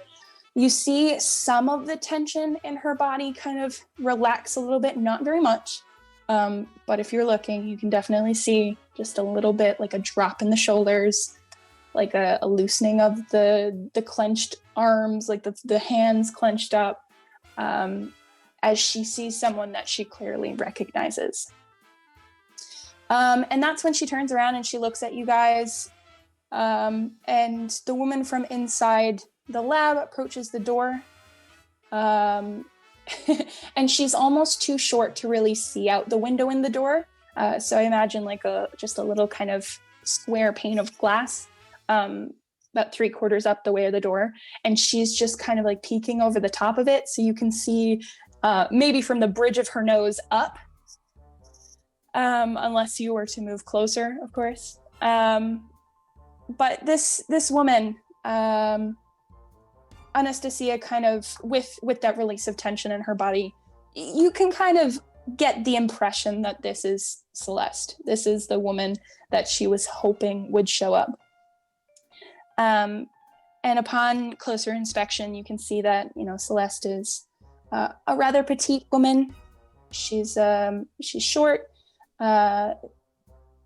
She's got kind of like orangey kind of hair, like a very pretty ginger hair that she wears in a single braid. It's kind of like tossed over her shoulder, kind of hangs down in front. Very pretty. Wait, you didn't. Very, very pretty brown eyes. There are worry lines in her face, but you can tell that if she smiled, she would be just adorable. Like this is such a petite little woman. Is this an older Rosa? And she doesn't say anything at first. She's kind of peering over the window at you guys. Do you have anything to say, or is there any reaction? Do you guys find anything about this situation? Bambi's gonna see the red and just be like, I have to know. And when she realizes that it's this small petite woman that has nothing to do with Vixen, she's just like, okay, cool. Yeah, her hair is more so like an orangey kind of ginger color. Yeah. Vixen's is like fire engine red. Yeah. So definitely not Vixen. It's just a very tiny lady. Bambi's gonna kind of like tap on the glass and be like, what's with Rosa? what's with the gross vapors downstairs? I mean, that can't be good for anybody's skin. I love how nonchalant she is. Just like, so about those vapors. I mean, I'd file a proper complaint with the whole form and whatever, but it seems we're past that. The woman Celeste, the worry doesn't leave her expression, but it kind of loosens up a little bit as she smiles at Bambi's very nonchalant tone. She seems to think it's at least a little funny, maybe a little refreshing after being stuck down here all this time to have someone just be so odd. But she reaches up and she slides something across the door, and then a little section under the window kind of opens up, kind of like, think of like a little mail slot where you just like haul it over, so that she can properly talk to you and you can see more of her face. Like she's kind of a little more proportionate to this slot in the door. Bambi is also petite, but she does like bend to look through this slot in the door. She's not as petite. Yeah. But yeah, so this woman kind of looks at you and she seems a little bit nervous at first. Like, you know, it's refreshing for her to see. It's nice for her to see that you guys aren't splicers. But she's still like, she doesn't know any of you. She's not going to open the door for you. But Bambi, once you kind of talk more about the green kind of stuff that's coming out of the vapor, as you said, the vape. That sweet vape juice. Sweet. Hell yeah, dude. Her expression tightens again, and she says, "Well, yes, I do know what that is. I don't know if you're going to like the answer, but I do know." Well, considering one of us has inhaled it, I hope it's not terribly bad news. Her expression gets gets a little more worried when you mention that Sid has inhaled it. Pepper actually saw Anastasia's kind of relieved expression when he saw this woman, here, and it's like, is this a friend? Anastasia turns to Pepper and she's like, "Not a friend, but I do know who she is. I'm just glad that she's here." Oh, okay. And where, when she says that, like, "I'm glad she's here," the woman, or Celeste, kind of looks a little nervous again, and she's like, "The substance coming out of the pipes is something that was designed here in the city. Fortunately, that means, as it is something that was created here, there is an antidote. But the bad news is that it needs an antidote. It's sort of a type of neurotoxin. Nasty stuff." Yes, that makes perfect sense to have a neurotoxin pumping through the irrigation system of the garden. That's brilliant. Where can we find this antidote? Celeste turns her expression to you. Yeah. And she kind of has this expression of someone who is either you've kicked a puppy or she's witnessed you kick a puppy. You can tell that she's a very delicate woman herself. But she kind of nods a little bit and she's like, "Well, it wasn't my idea, of course. It was something that I was told to make. So, yes, I suppose that it's not preferable, but it is what it is. And now it's in the air, and we should probably do something to fix that. The good news is, yes, there are ingredients. That is also the bad news. There are ingredients. I don't have an antidote, which means that you're going to have to find the ingredients for me and bring them back here so that I can mix them together to make the antidote. Who told you? It's... That seems like a very mean thing to do. I think I know exactly who told you. Baby crosses her arms and she's like, I bet it was that bitch of a woman, Penelope. Celeste kind of blinks at you and she's like, She's like, well, no, it wasn't me who put it into the irrigation system. I created the toxin, but I didn't deploy it. Well, then who deployed it? It seems to me that we can worry about crossing names off of lists later. In the meantime, where can we find the ingredients? Time does seem to be a factor here. And can we turn it off? So Celeste kind of shuts the little slot. She slides the slot back closed, and retreats into her lab. I don't know why she feels the need to do that, because it's not like you guys could climb through it or anything. But yes, so she turns around and she goes back into her lab. Yes, poor girl.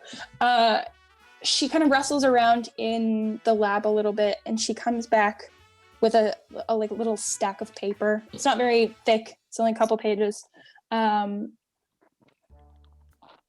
she opens the slot back open and she kind of feeds the paper through it. And she says, fortunately, I don't have the ingredients, nor do I have the access card to shut off the irrigation system. So you're going to have to find that as well. But the good news is that I still know how to make the antidote, I guess. So if you can find all the ingredients and all the pieces that I need, then I could put it together. It's just that I don't have them here. And do you have... So we've got your shopping list. Does that also include where we're going to find it? Well, the components, they're natural ingredients. So the notes that I've given you are a list of where to find them as well. They're from the gardens. And I need certain flowers and plants and things. Then, more importantly, do you have gassy masks? Because I mean, the green stuff is kind of everywhere. And do they come in dog size? I don't want my puppies getting hurt. Celeste takes a moment. It's almost like she's thinking it over, whether she's thinking if she has dog gas masks or if she's figuring out a way to tell you that that's stupid, and of course she doesn't. You can't tell. But she kind of looks apologetic and pulls at the end of her braid. She's like, unfortunately, I don't think I have dog-sized gas masks. I don't have any gas masks at all, really. You see, that we weren't prepared for a neurotoxin. I knew that obviously I was the one who created it and that it existed, but there was never any need to use it, and I never thought that it would be used at all, so no. I guess is the short answer. No. Well, that's very, very naive, I think, because if you've lived in the city, then you know how bad the people here can be. Celeste sighs, and she kind of squares her shoulders a little bit, stands a little bit taller, tries to shake out some of that nervous energy that she has. And she looks at you and she says, I've spent the last decade of my life working here. I've only ever worked here because I love nature, I love flowers, I love the trees, the orchards. This was my purpose for being here. I had no intentions of creating anything as harmful as a toxin. But when you have someone come to you and threaten your being and your life and your family, you don't ask as many questions when that happens. And as much as I am sorry for the outcome and that I didn't know that one day it would be used and that you would be knocking on my door asking for supplies, I'd still really like to help. It's just that I'm going to have to help you in a different way. Klaus seems to be getting more and more impatient and just says, yes, we can hear about the history lesson and everyone's sad cries of guilt and woe later. Time is a factor. Where do we find the means to shut off the gas? You can tell that Celeste is very soft-hearted, just by the tone of her voice when she speaks. Yeah. And clearly she's not going to pull an Anastasia and get snippy with you. So really the only sort of negative emotion that you seem to get for her is the impatience when she looks at you and points to the papers that she's pushed through the little the hole in the door. Oh, does it have where to go to find the shut off? It has the different components in it. Yeah. Oh, okay. Well, if it has where to go, yeah, never mind. Niklas wouldn't have said that. He would have started walking towards wherever it is. I mean, unless he didn't read it. Oh no, he definitely would have read it right off the bat. Okay. Well then, yes, it would show you different. Okay, I thought it was just the ingredients needed, not locations. No, so basically it gives you the ingredient itself, or the specific type of plant or the piece of the plant that's needed, a little blurb about the plant and where it's native to and where it came from. And there's a lot of extra fluff information in there. It's clearly information that was part of maybe an encyclopedia or a catalog that she had for all of her different species of plants. So there's a lot in it, but then there's kind of footnotes about specifically the plants in Exodus and where they are and how she upkeeps them and stuff like that. So it's there. It's just buried in that other information. Is it when you go to a cooking blog for a recipe and you gotta hear their whole life story before you get to the recipe? Absolutely. That is exactly what it is. But it's plants. Love that. So yeah, Niklas just frustratingly trying to skim through it and muttering, and then as soon as he gets the information he needs, he'll sit down with the inhaler and instructions on how to use it, and then is just going off towards wherever this is without waiting for anybody. I mean, Bambi will shuffle along, I guess. She's got nothing better to do but to help. And to look beautiful. Look at Klaus taking care of Sid. But wait, how do we go without getting poisoned ourselves? Pepper looks worried. I suggest staying away from the mist. But it's kind of everywhere, right? Well, yes. But it should be okay. I have total faith in you. Pepper looks at Anastasia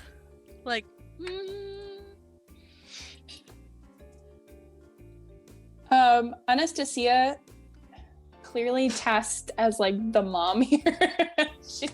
Suddenly she is the party mom.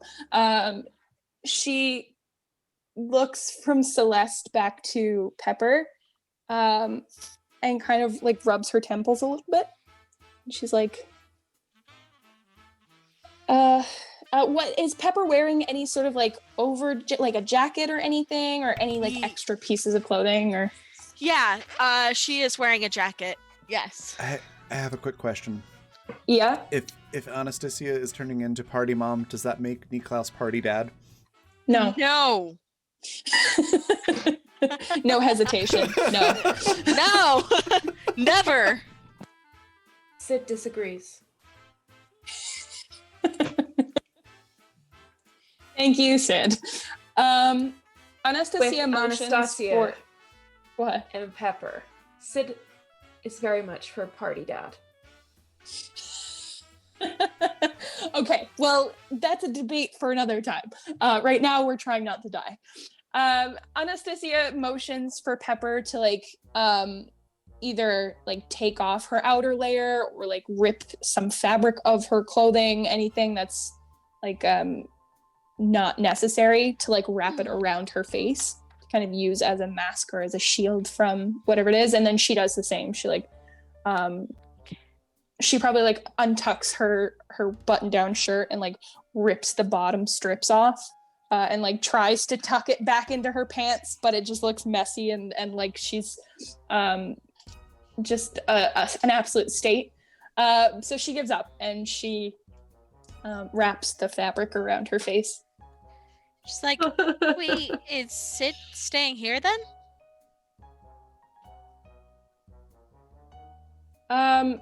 Anastasia looks to Sid and she's like, well, kid, how do you feel?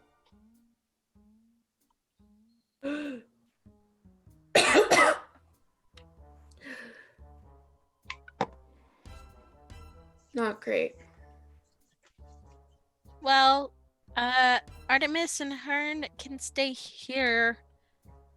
They can't wear masks like that. I don't want to go without them, though.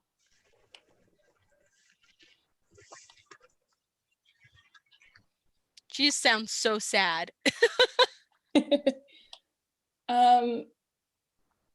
Anastasia motions for you to stand, Sid. She's like, I don't feel comfortable leaving anybody behind, so you can come with us. It'll be all right. Sid like uses the inhaler and then just like shrugs and just like follows behind. But what about... She looks... Pepper looks really torn. It's like, I can't...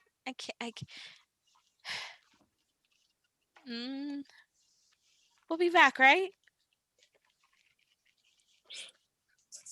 Excuse you. Oh, yes. Anastasia nods. It's like, yes, we have to come back. Then... But you said you're not comfortable leaving anyone behind, but what about... Yeah, she's really worried about her dogs. From the little peephole in the door, Celeste like puts her face up and she's like, I like dogs. Cute. Do you like dags? But Sure, you also... I like dags. Suddenly Celeste is Connor from the Detroit Become Human. I like dogs. No, Pepper actually shows some salt here, and she's like, but you also made a neurotoxin to, you know, kill people. Bambi rolls her eyes and makes like the loudest raspberry noise at Pepper, and she like looks at her. She's like, "Did you not hear the part where the woman's life was threatened? Did you not like get the idea that maybe she didn't have all the control over the situation, and she's clearly sorry about it. She's not gonna hurt your dogs." Celeste kind of like looks a little bit relieved at that. Pepper like, actually her face softens up. Pepper kind of snaps at Bambi. It's like, they are all I have. Okay? Well, then take them with you. Anastasia kind of lowers her voice a little bit and it softens. And she's like, well, whatever you'd like to do, if you'd like to take them with us, we have to go now. Time is kind of short. Okay. But if they die, she looks at Celeste, then you're not gonna like it. And she kind of pushes the dogs towards the door. Celeste kind of pouts a little bit. She's like, of course I wouldn't like it if anything happened to the dogs. Why would I like it? Oh my god.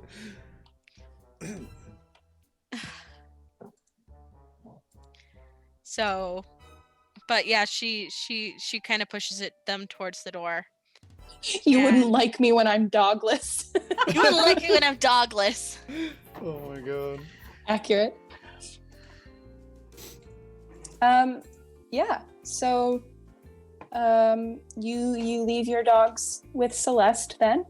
Yeah, and then she rips off like part of her skirt to wrap around that mouth after Anastasia's lead. All right. So with that, you guys head off back down the stairs to the outside again. On your way to collect the ingredients so that Celeste is able to put together an antidote for Sid and the access card to shut down the entire irrigation system. And that's where we will leave off today. Perfect. Woohoo! We finally made it out of the forge, you guys. Yay! Only took half a season. I mean, what? It really did. That's okay. It was really fun. I loved seeing you guys decide to go back and do unnecessary things, but it was fun. Hey, it's a learning experience for you. Yes. My mic was muted, but I said, all right, so now we want to get in the bathysphere and go back. Yes, absolutely. Yeah, the listen here, you little shit moment, definitely slayed. It was great. Well, fantastic. This was a lot of fun. We're going to go around and say our favorite part, where we can find everybody and all that good stuff. And then we'll go on a raid. So Vanessa, let's start with you. What was your favorite part? Where can we find you next or online? And anything else you want to share? Let's see. In terms of favorite part, Sid is always a laugh. Sid is funny every single session. So she's always got some really good funny lines in there. Also, yes, Rowan, it is modeled after Rosa. I thought you might enjoy that little. How dare you? No, it's fine. How dare I? I thought you would like to see Rosa again. Yes, but not when she's, killing people. No, it's not her fault. She's not killing them. It's absolutely the neurotoxin Penelope. that's doing it. It was the gun that killed them. I only pulled the trigger, It wasn't the gun. It was Listen. the bullets that came out of the gun. I'm innocent. Okay, anyway. Yes, it was Rosa. Yes, she's gonna try and help you guys get everything situated. No, she didn't set off the neurotoxin. She just made it. But other than that, you guys can find me here on Saturday for the next episode of Animus, where I play Annie. And then again next week. Next week is the season finale of Exodus. Yeah, Raven? Yeah. Yeah, so we'll be back for that. But you can check out my art at my art Twitter. My goodness, I had a brain fart at the time. I couldn't remember what I was going to say. My art Twitter, which is at Pepero Draws. That's Pepero like the candy. And you can also check out my Ko-fi page, which is ko-fi.com/Pepero Princess. And I've got a couple galleries up there. A lot of Tikva art. There's a lot of Mira and Jonas in there. It's like 95% Mira and Jonas. as well as my Animus art. So if you want to see either of those, check those out. Fantastic. Next, Riley, what was your favorite part? Where can we find you? And a lot of other good stuff. My favorite part.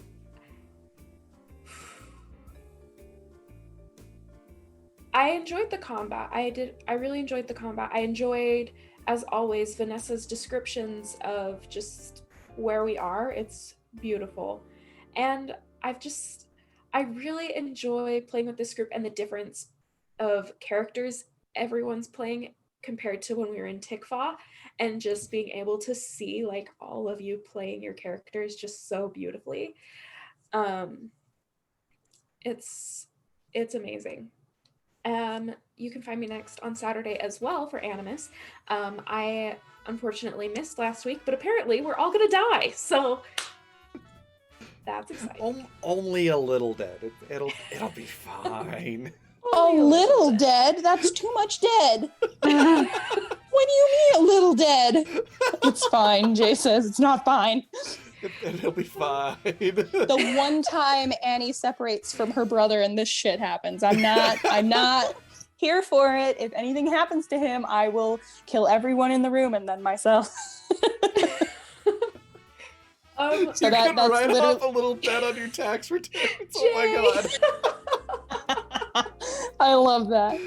Oh god. You can find me, other than that, you can find me on my own Twitch channel, and then also online everywhere at Arielle Knits, and I'll put my website out in the chat again. Fantastic. And I'm trying to remember what your Twitch name is, so I can do the shout out thing. Is it the Arielle? Yes. There it is. Yes. I think so. There we go. Thank you. Yeah. Next, Rowan, what was your favorite part? Where can we find you? And anything else you would like to share? Hello, I'm Rowan North. I'm a freelance illustrator and art educator, and I'm handling sharp objects. I think, I think definitely my favorite moment is just the whole just exchanges between Klaus and Pepper this time, because Pepper's so fucking clueless. She's so clueless. So,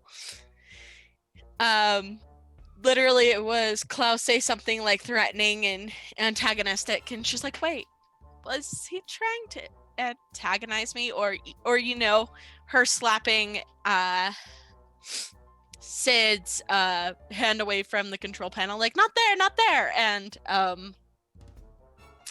him immediately threatening her, and then Anastasia immediately turning around and threatening Klaus.